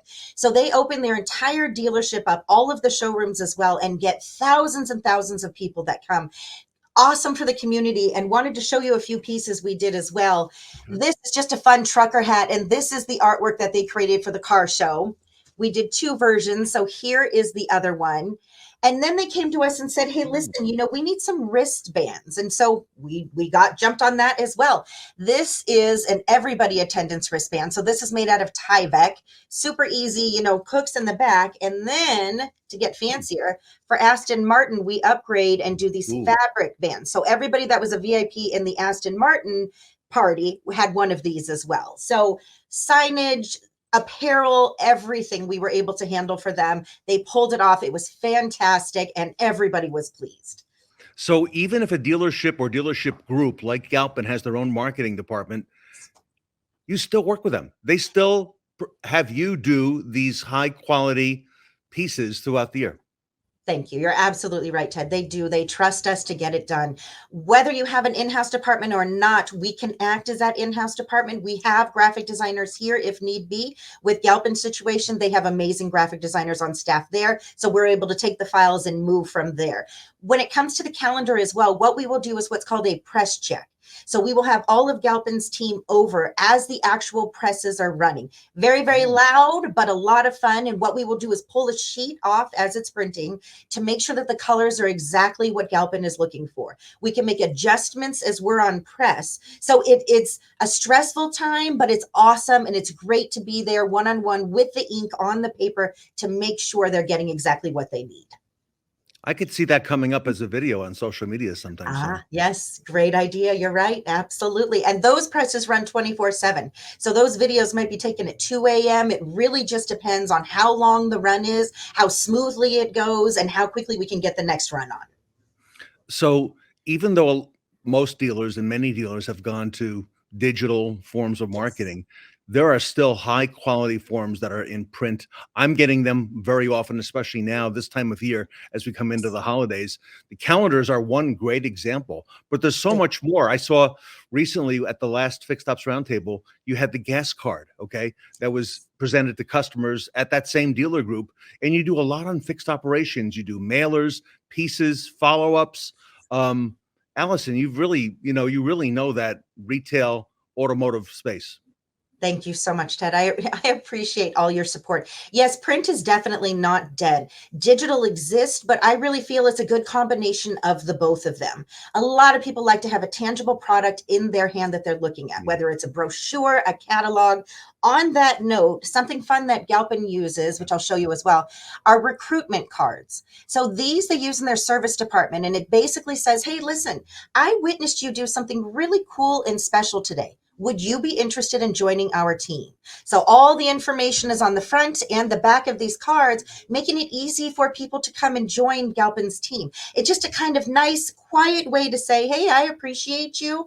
Come on board with us. So print is there. Another fun project I want to show you that we just finished. This is for a transportation company, so a trucking company. Why not put your logo on a football? I mean, this is a full-size football. And the cool part of this is we ship them for them. We ship them flat. They're easy to fill, so costs stay low. In addition to this, we do stress toys as well. So this is a truck with their logo on the side of it. You can squeeze it, you can be frustrated with it, but again, a great takeaway to leave on your desk, have somebody remember you, because at the end of the day with marketing, really what we want to do is keep our name at the forefront, right? We don't want anybody to have trouble accessing our information. So the easier we make it for people to contact us, the more business we should get. And you work with a lot of partners who work with dealers. I don't want to say vendors, okay, but these are partners who've really become trusted partners to the automotive community.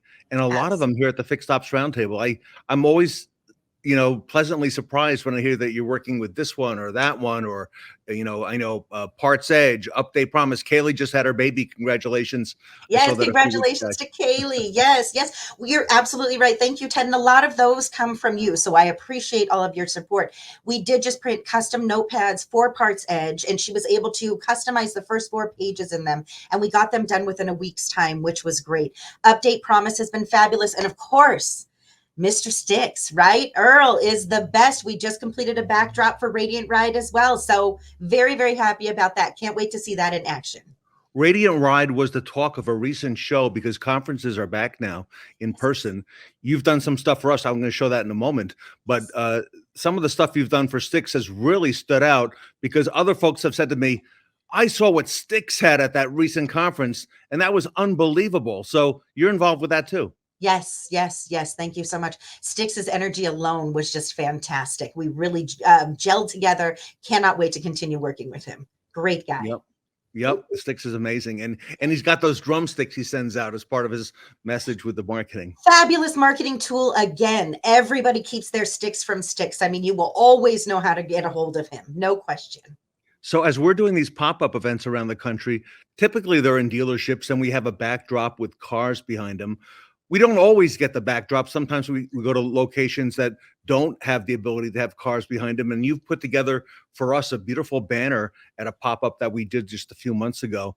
And that really was the talk of the town because I was there when we helped put it together. Easy to assemble, easy to put together, looked great. Here we are on the screen here with Tully and with Ed Roberts and Sarah. So that was your work.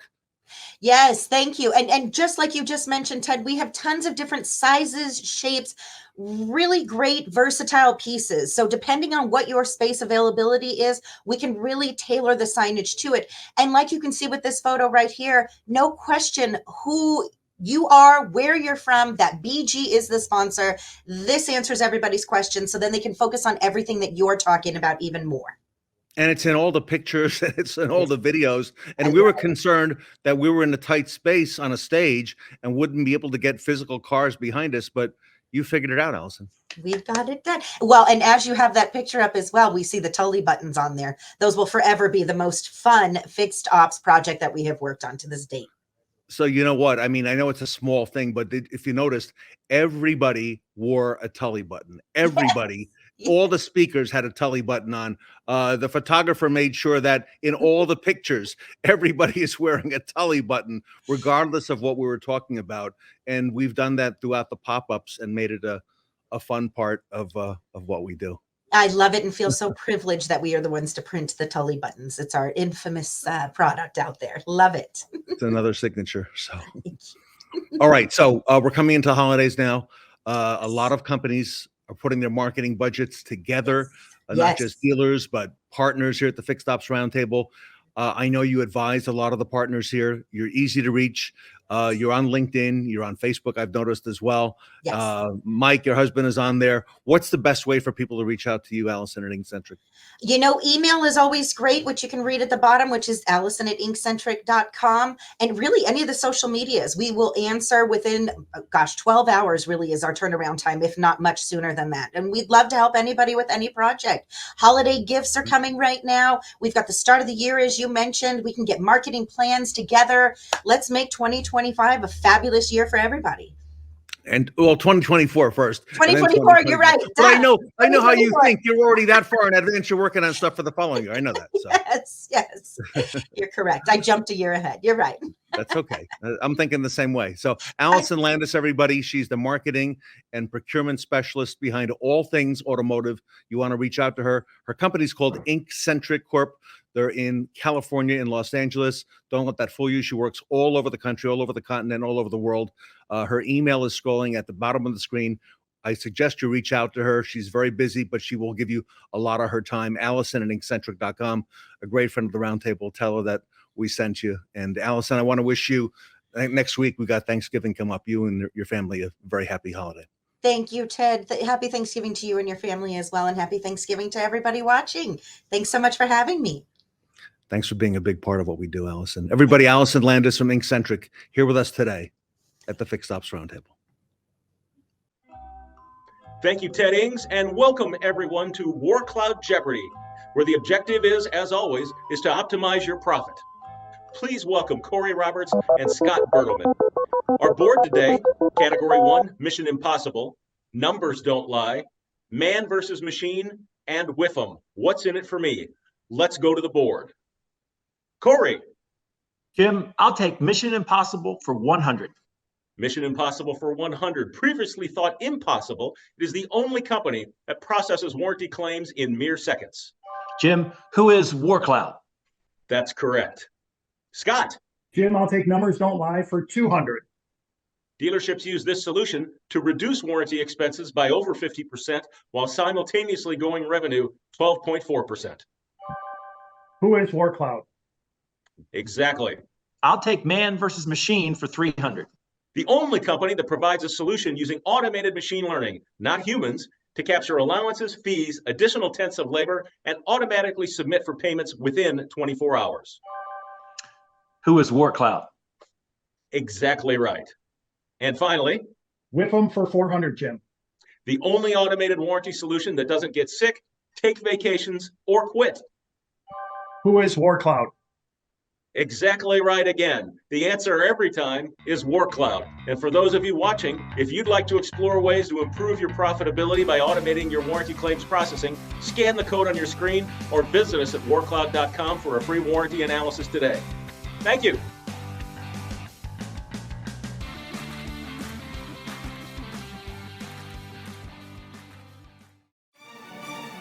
Let's do this one last time. Welcome back to the Fixed Ops Roundtable Automotive Avengers event. Meet one of our Automotive Avengers in our next segment, filmed live at our pop-up event.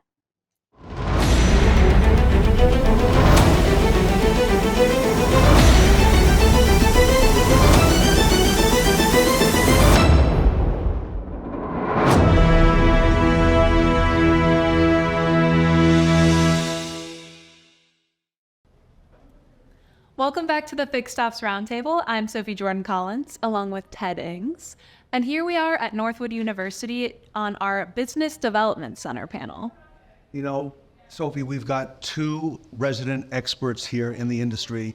No one better than Sarah Vantine and Anthony Giagnacovo, you know, on this topic. And Anthony, you and I have so many colleagues in the industry. Talk to us first about the importance of this topic right now at this time. It's vital. It's become a primary consideration for a lot of the dealerships. Business development is such an important aspect of creating the loyalty, the brand, the trust which the consumers are looking for. Let's not forget, what we keep hearing is that the consumers have choices. They've learned that they can go anywhere to get their car service, and they're looking for the people that they can do it with, where they can trust and they can feel that they're being taken care of. And the BDC is at the forefront of that. Sarah, you worked retail many, many years, and maybe for the audience watching, not every dealership, even in this day and age, not every dealership has a BDC. What is the BDC and what does it do and why is it so important? Well, Ted, that's a great question because it's really important to define what BDC means. And so when you think of Business Development Center, that's usually the acronym that BDC stands for. What oftentimes happens in dealerships is it becomes a very reactive department. So dealerships, when they say they have a BDC, oftentimes put in just a stopgap to stop the bleeding, so to speak, from what's happening on the phone or from communication from customers. And we have to shift that thinking with what the original terminology was intended to be.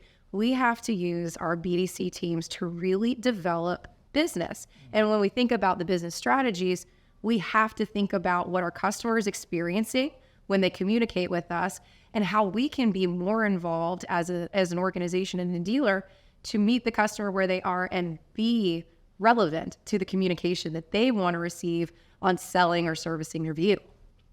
So Sarah and Anthony, as our business continues to evolve, the Business Development Center continues to evolve as well. What are some of the trends and some of the technologies that you're seeing right now that successful dealers are deploying in their dealerships that are working? Anthony, I'll start with you first. So the one big one I'm seeing right now is the virtual BDC that's being incorporated to complement and support a BDC if you already have one, or start one up relatively quickly, introduce this virtual BDC. And these virtual BDCs are organizations that have well-defined and experts that can actually step in relatively quickly to support campaigns, as I like to call them, for the organizations. Now, the big trends that we're seeing is the OEMs have invented and developed and deployed telematics or telemetrics in their vehicles. These vehicles are getting identified as, when you need to get them serviced, what needs to be serviced. So communicating that back to the customer and making that happen in a way that it is done in a timely manner back to the customer starts to create that whole entire relationship that becomes really important, the trusted relationship that I was making reference to before. That becomes really important, and that's a big trend. So bringing in a VDBC or virtual BDC is something you can do relatively quickly. It's not very disruptive, and it can be deployed very, very fast. That has a huge ROI. Well, and I'm going to take the perspective on if you have an in-store BDC or you have an in-store communication team. So one of the things that I'm seeing in the industry and that Quantum 5, the company that I work for, that has been really at the forefront of developing and helping dealers with is around training. And if you think about how many different ways a customer can communicate, they can start through text, they can email, then they're on the phone, now they're back to text message. A lot of dealerships don't really know how to empower their people to handle the communication effectively across the BDC department or across their other departments. And so for us, one of the biggest areas of focus is what we call frictionless communication. And that's meeting the customer where they are. And so if somebody is starting the process through text message, maybe they're picking up the phone and starting to book their service appointment, or they're inquiring about what features a vehicle has, we have to understand who that customer is. We have to build value in what's important to them, and then outline how the dealership is ultimately going to help meet their needs in that vehicle service process or in the vehicle acquisition process. And the BDC, that piece of it with training, that is so important right now for us to be focusing on as an industry. Sophie, I know you recently brought your vehicle in for service. How important is the communication from the service advisor, the dealership, back to the customer to let them know when their vehicle's ready, what the status is, and maybe even how long it's going to take? It is so important, and actually it's lacking in my current situation. I couldn't even get a hold of the dealership that my car is at, which was super duper annoying. But bouncing off what y'all are saying, if they were communicating with me, that would have been so extremely helpful. Anthony used a word a little bit earlier, disruptive. A lot of dealerships see that if I go ahead and install a BDC, maybe a sales, maybe a service BDC, they've seen it as disruptive when really it doesn't need to be with all the different options that are available today. No, I agree with you. I don't think it is disruptive to the organization. I think it helps them focus. With all the problems we're having with labor shortage right now, so labor shortage is a real big thing. Time to train people, the velocity of what's going on inside a dealership, bringing in a VBDC who is only focused on training these people, allowing them to do what they do best, getting them focused, is a complementary component that will help propel the experience for the consumer, the benefit for the dealership. All in all, it is a win-win-win kind of solution in there. That labor shortage is something I want to speak to as well, because that's real, okay? Getting people to, pick up the phone and to answer the phone. And you and I have found, and Sarah, you found as well, there are peak times when customers contact or want to be contacted by a dealership, but those may conflict with rush hour, they may conflict with the lunch hour at the dealership. Speak to us about that, because the virtual component really takes all that out of the equation. Absolutely. And so a couple of things. A dealership that has a BDC often enough tries to make it local. So they want to hire the local people and bring them into the office. And the virtual BDC makes it so that it's virtual. It can be anywhere in the country. And also address, for the larger groups, address the geographical and cultural differences that they are. But also then they're focused on bringing on these people for that specific role. They're training them, they're consistently reviewing with them, they're improving their skills, and it allows them to scale to that need. So when you have a team of virtual BDCs that can offer you that scalability, I need 10 for this week, I might need 5 for the next coming weeks, I got a campaign coming up I'd like to educate with, get it started. It gives you that flexibility to actually address your needs immediately. And Sarah, it also falls in line with what you've been telling us for the last several years, people first, to have people first, people answering the phones and people involved. And that's so important. So, when you consider virtual BDCs or in person, at the end of the day, really it has to be something where you think about what the customer is experiencing. And so having all these different tools available to you as an organization, that just really impacts the customer in the way that they want to do business. Some people are going to want to have a more comprehensive discussion that maybe is, about the status of their vehicle, and they want to talk about what's going on and what they can expect. Sometimes the process also goes from service to sales, and it could totally pivot into a different arena. And so just having the flexibility and being able to tie all those threads of communication together, at the end of the day, as you said, Ted, the biggest focus that we really inspire is to focus on people and how people impact the entire process.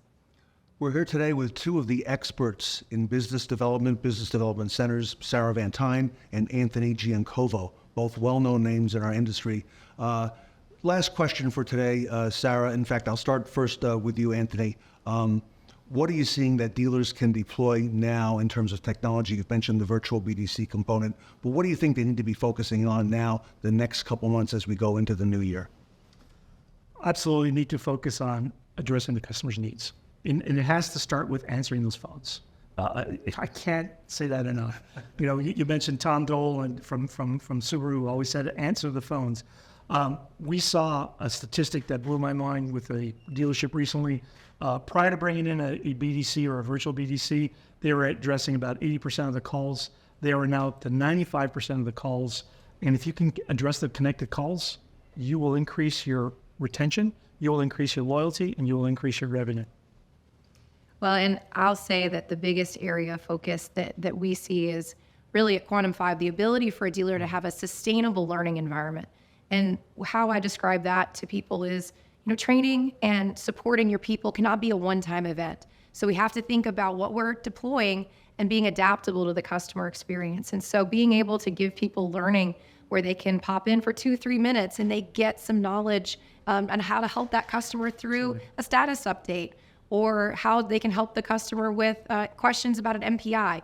All of those pieces, if you can make it where it's ongoing and skill-based, that's going to be where the dealership is going to be successful in this next year. Spot on.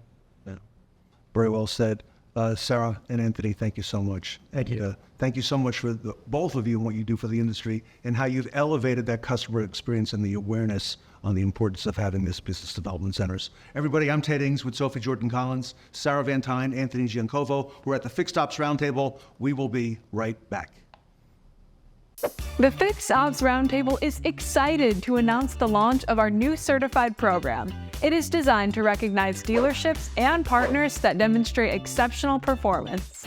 Learn more by visiting fixedopsroundtablecertified.com.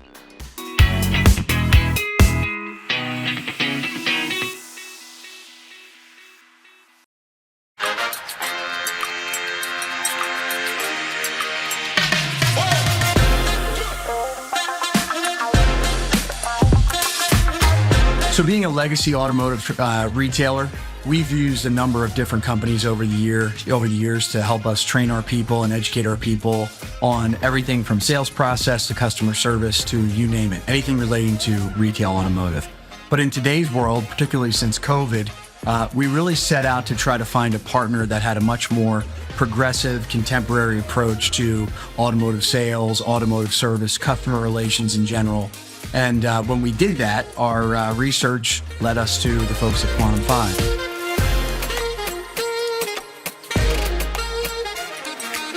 Anything that you can do consistently the same way gets better. So what Quantum gives us the ability to do, or has taught us how to do, is follow a very specific framework that delivers a very specific result every time. And that has been invaluable both to our veterans that have been in the business longer than me and the people that we're hiring new. Quantum came into the store as a partner. They've executed on that on every call, every interaction. And what our veteran staff finds to be the most beneficial is they get to continue to learn.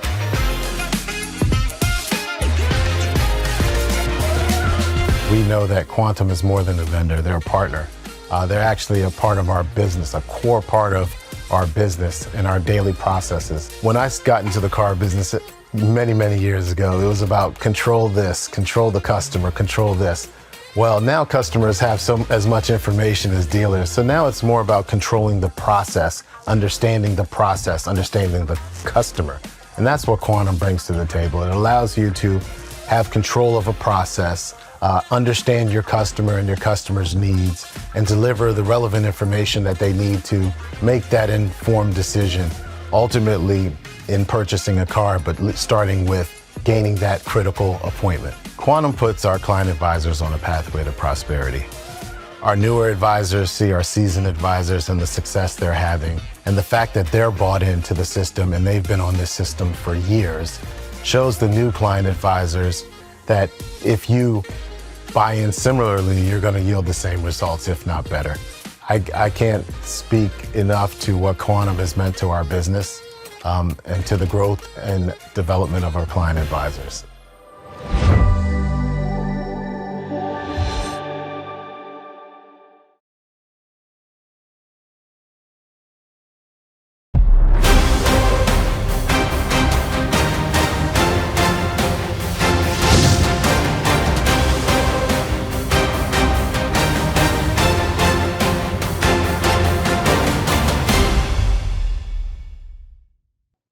Learn how to build your own team of superheroes in our next segment, filmed live at our pop-up in Nashville.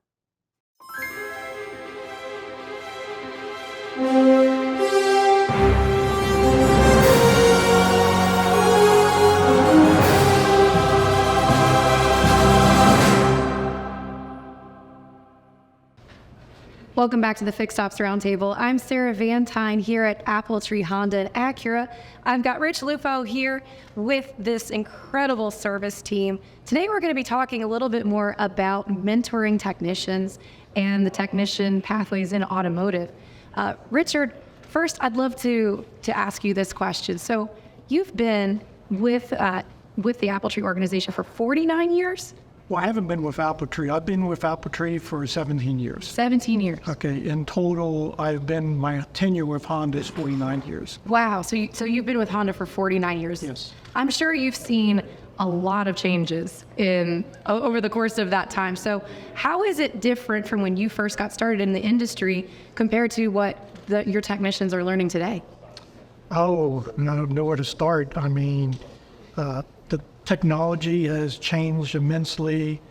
The way that we dispatch work, how technicians keep track of work, and that has all changed.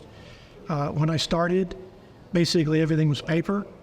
You went to a dispatch office, they gave you a repair order, went on and found the car and went to work with it. Everything was handwritten.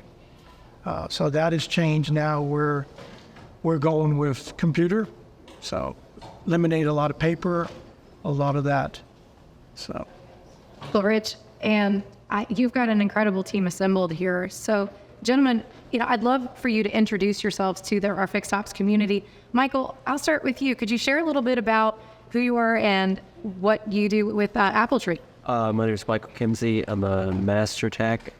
I essentially do everything from advanced diagnostics to major engine repairs, transmissions, whatever. Let's see. Yeah, I've been with Honda for 12 years. So you've been part of the Apple Tree family for 12 years? I've been with Apple Tree for 12. He's selling himself short. He's a fantastic technician. So give yourself some credit. Thank you. Well, Richard, please introduce yourself to Yeah, my name is Richard Spring. I'm actually the shop foreman here. Like I say, my tenure is 49 years. I've been with AppleTree for 17. I try to keep basically the shop in order. Try to keep everybody happy and cars moving in and out. Some of my jobs, I do tenure. A lot of our trainees, a lot of people coming in. I actually tenured Michael when he first started, and I'm working with Shayla now as she's coming in. So I am doing that. I did do some teaching at nighttime, and actually that's where Mike came in. He was in one of my classes, and I basically recruited him and convinced him that it was time to go to work and do it that way. So I stay busy. I kind of track cars, make sure cars come in and out correctly, and try to keep the shop running smoothly. That's where I'm at. And Bo? I'm Bo Metcalf. I've been at AppleTree for 25 years. I'm a Honda Master Tech, Acura Master Tech. I just pretty much anything that comes in the door I can work on, even the classic cars, and I get a lot of classic cars. Sure do. But pretty much anything that comes in the door I can work on, natural gas, everything. So. And Mike? Been with AppleTree for 9 years. Like Richard was saying, I started taking some classes, going night classes, and then he was just like, you can start at an Express. It was a job opportunity, so I took it. Worked in Express for almost 2 years, and then moved to the line, and then just kept growing. Been going to school to become a Master Tech. Got a few more classes to go, and then we'll be done, but pretty much do everything as well. Yeah. Well, Richard and Bo, I want to ask y'all this question because y'all have been with the organization, the longest of the gentlemen on this panel today. So I'm sure there's been different points in your career where you've had somebody that's mentored you and that brought you along as you were considering automotive and considering being a technician. Bo, I'll start with you. What has been your experience with having a mentor, and how do you pay that forward to people like Michael and Mike? Cars, it can be very tough. So when you have a mentor, sometimes you second guess yourself. You really don't. You don't want to just jump right in and do the wrong thing. So when you have a mentor, you got somebody to bounce ideas off of. When you've worked here long enough, you learn the product. A lot of things keep happening, so you can mention things to them. It's just it's kind of like a safe haven. You feel comfortable with the mentor. So it's a really nice thing to have. And Richard, how has having someone mentor you been instrumental to your career, and how do you pay it forward? When actually a lot has changed in the years now present. When I first started, we really didn't have a lot of mentors. When I first started in the industry, you just kind of struggled through it, got as much information as you possibly could, and kind of figured it out. You always had senior technicians that a lot of times, they would help you out, but obviously they couldn't spend a lot of time helping you out. So you kind of worked a lot of things out your way. Where nowadays, the industry has changed. I think that dealerships and manufacturers have realized that you really have to get somebody up on the head, somebody that can kind of oversee things and give the help. We do have tech line, which we can go to, but they're not present, so they don't see a lot of things that happen, and it does take a little time to get to them to get some help. So I think nowadays, there's the advancement for help and mentoring is a lot better than what it was when I first started in the business. So I think it's a good thing. Saves a lot of time. Yes. A lot of time. Well, and Mike, I'll ask you this question first and then go to Michael. So we've seen so many enhancements in the safety features and in the technology of vehicles, everything from brake assist on the Honda vehicles that impact a lot of the abilities for drivers to be in a vehicle that is a little bit safer. And so I'm sure that there's been elements that you're seeing that are influencing some of the decisions for technicians to get into the industry. As somebody that's, a technician now that's being exposed to and learning all of these different elements, what do you think is going to be most important for technicians going forward into the next 5 years or so? Learn electrical, 100%. It's going to be dominating everything, like between just, fuel and emissions, like there won't be hardly any of that, moving forward from here on. Like it'll just be all electric motors, things like that. And like safety features, like they're just constantly adapting. Like it's going from, before it was just like your driver and passenger airbag, maybe, and then now it's like the side skirts, you got side in the seat, they explode. Like soon it's just going to be immense how many safety features there will be in the future. Michael, what's your perception? Basically Mike covered it. I would say that electrical and actually knowing computers more than anything is more prevalent today than like the days of old of like tinkering in your grandfather's garage or something. That's not really a thing. I mean, we do very, very little like repair and more diagnostic. Like maintenance itself is greatly decreased while diagnosing concerns has become a bigger thing. I mean, we do more with computers than we do with like actually mechanical objects usually. And I would say that in general, you have to learn how to read an electrical diagram because there's just no way to go into the future. Well, I want to ask a question to all of y'all, as this has been a very important topic for automotive in general. We're talking a lot to a lot of different dealerships about retention of employees and looking ahead to the future and attracting talent and attracting individuals to consider a career in automotive. Rich, I'd love to start with you and then go down the line, but can you describe a little bit about how important it is for technicians to be part of the dealership operation and what pieces that you're working on to attract future talent? So, thank you, sir. It is it's no secret to anyone that's in our industry that technicians are the backbone of what we do. We can advertise, we can drive cars in here, we can write repair orders, but if there's no one here to fix them or fix them properly, then there's no reason to open the doors. We have a huge investment every day in our technicians. Richard is a salaried shop foreman. There's a lot of places that don't afford that to our technicians. They'll have team leaders that must, that have production goals. He is free to mentor, move from person to person, problem car from problem car, to take care of and assist our technicians. Over time, that's just growth for our technicians as he comes in and helps and gives his perspective on how to diagnose a car and to get it fixed. It inevitably results in the growth of the technical abilities of our staff. So it's a huge advantage that our technicians have. It's a sizable investment that we make, and it's part of the culture of what we do to take care of our associates, our team members here at Apple Tree. I don't think we spare a lot of expense to take care of them. We send them to train. It's not inexpensive to send somebody to a city far away and put them up for a week and send them to a training center. The loss of productivity, all those things here in the shop. When they're out, we reimburse them 100% for their time.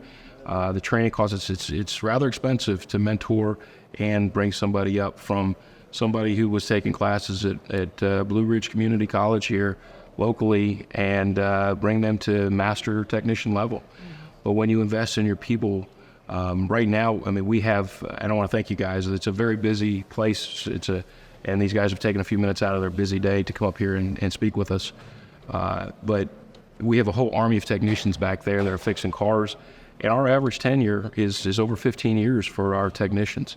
And they can only be attributed to the investment Appletree makes in our technical staff and just part of the culture of what we do. It does make us different. Well, and gentlemen, just in closing thoughts, I'd love, Michael, I'll start with you. So for our listeners that may be considering a career as a technician, what advice would you tell our audience today? Oh, I mean, if you want to tinker and fix stuff, I mean, that's the only thing you can say. I mean, it is a tough job because of being on a flat rate system. So everyone thinks they're going to come in and make 100 hours, but it's not going to happen. I mean, you have to be willing to invest in the knowledge and in the tools and everything in yourself to be able to continue in this, because your first 2 years is going to be brutal, and then 5 years in you start seeing return on investment. Richard, what advice would you give for our audience today for people considering a technician future? Well, I mean, it's actually a good future. I mean, it doesn't get old. I mean, there's always new things happening, so it's not something where once you've learned something and you're like, okay, I'm done, because everything changes every year.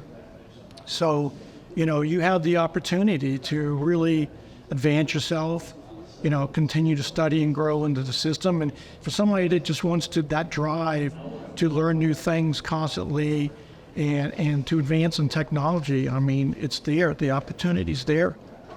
And it's just, you really got to be committed. I do agree in a lot of what Rich said, on being here, being a salary technician. It gives me the opportunity to address a lot of issues that do require a lot of time. A lot of dealers don't have that, so I'm thankful. I mean, it gives me the time to actually prepare. I spend a lot of time in research, when we do have problems. So, I appreciate it, Well, that's incredible, Richard. And thank you for putting all of your efforts into bringing up the future generations of technicians. Bo, what advice would you have for somebody that's watching this today that is considering getting into becoming a technician? Learn a lot of patience. I mean, it's stressful, but it's worth it. I mean, you grow every day you're here, you have the potential to learn something. It's a good career. Yeah. And, especially like dealership life, I mean, you make a lot of good friends. It's nice. I mean, if you've done both, it's nice. I mean, there's a lot of guys, we do a lot of stuff together. So, but yeah, just patience. That's the biggest thing I can tell, because it can be stressful. Well, Mike, final thoughts to add for our technician listeners out there? I mean, they pretty much nailed it for the most part. I mean, it is cool, though, in an industry where it's not just like the same thing every day in a way, because it's just like I worked in a factory for a little while, and like you're assembling the same components every time, and that gets old after a while. And in mechanics, like, you do get to see things that they're random sometimes. It's like, oh, I've never seen that before, so it is nice that it kind of changes it up, and you learn a little bit about everything. You got freon gases, and then you have, your electrical portion of it, of course, and you get a little bit of everything. So it is kind of nice. Well, gentlemen, it has been an absolute pleasure having you on the Fixed Ops Roundtable today. For everyone listening, we're here at Appletree Honda and Acura in Asheville, North Carolina. I'm joined by Rich, Michael, Richard, Bo, and Mike as part of the technician panel on the Fixed Ops Roundtable. Stay tuned for more segments. We'll be right back. We are Fixed Ops Digital, automotive's premier service marketing and technology company, and creators of the industry's first and only website service experience platform, Spark. We offer fully compliant fixed operations pages and coupon designs unique to every OEM. Our Why Service Here website page and video highlight what makes your dealership unique certified technicians, OEM parts, online service scheduling, and complimentary amenities. Complete the online service funnel and bring customers to your scheduler with service conversion pages. Each offer on your menu page links to a page specifically designed to educate the consumer while increasing appointment conversion rates. Repair financing integrations for Sunbit and Dignify, so your customers can see as low as payment options directly on the offers. When customers save an offer to their mobile device, a prompt to enter their contact information appears, turning them into a service department lead. Bring in customers who need recall service and collect vehicle data. We've created a recall lookup through license plate numbers. No VIN necessary. With Spark, your service offers can automatically post to your Google Business profile. Our social ads are dynamic, so your ad prices automatically update with your offer menu pages. Dynamic ads mean more consistency across channels for clearer messaging.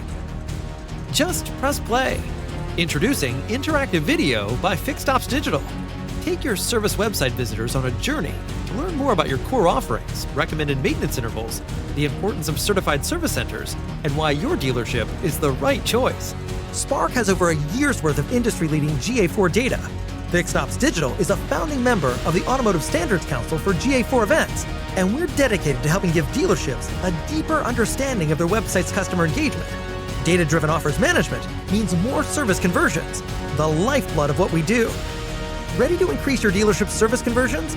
Connect your fixed operations departments to Spark, the industry's first and only website service experience platform.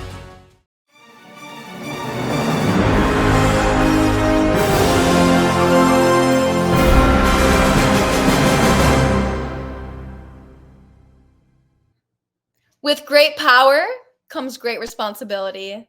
And thanks to the Automotive Avengers, we've got the power to unmask the thieves of the missing hours. Ted Ings, Katrina Ness, myself, and our Fixed Ops Roundtable team appreciate you all for tuning in to the 22nd Fixed Ops Roundtable event. Make sure to set a reminder for Monday evening at 8 p.m. Eastern for our live After Dark show, where we will be announcing the Best Practice Award winners. Hear ye, hear ye. It's time to gather the Knights of the Roundtable.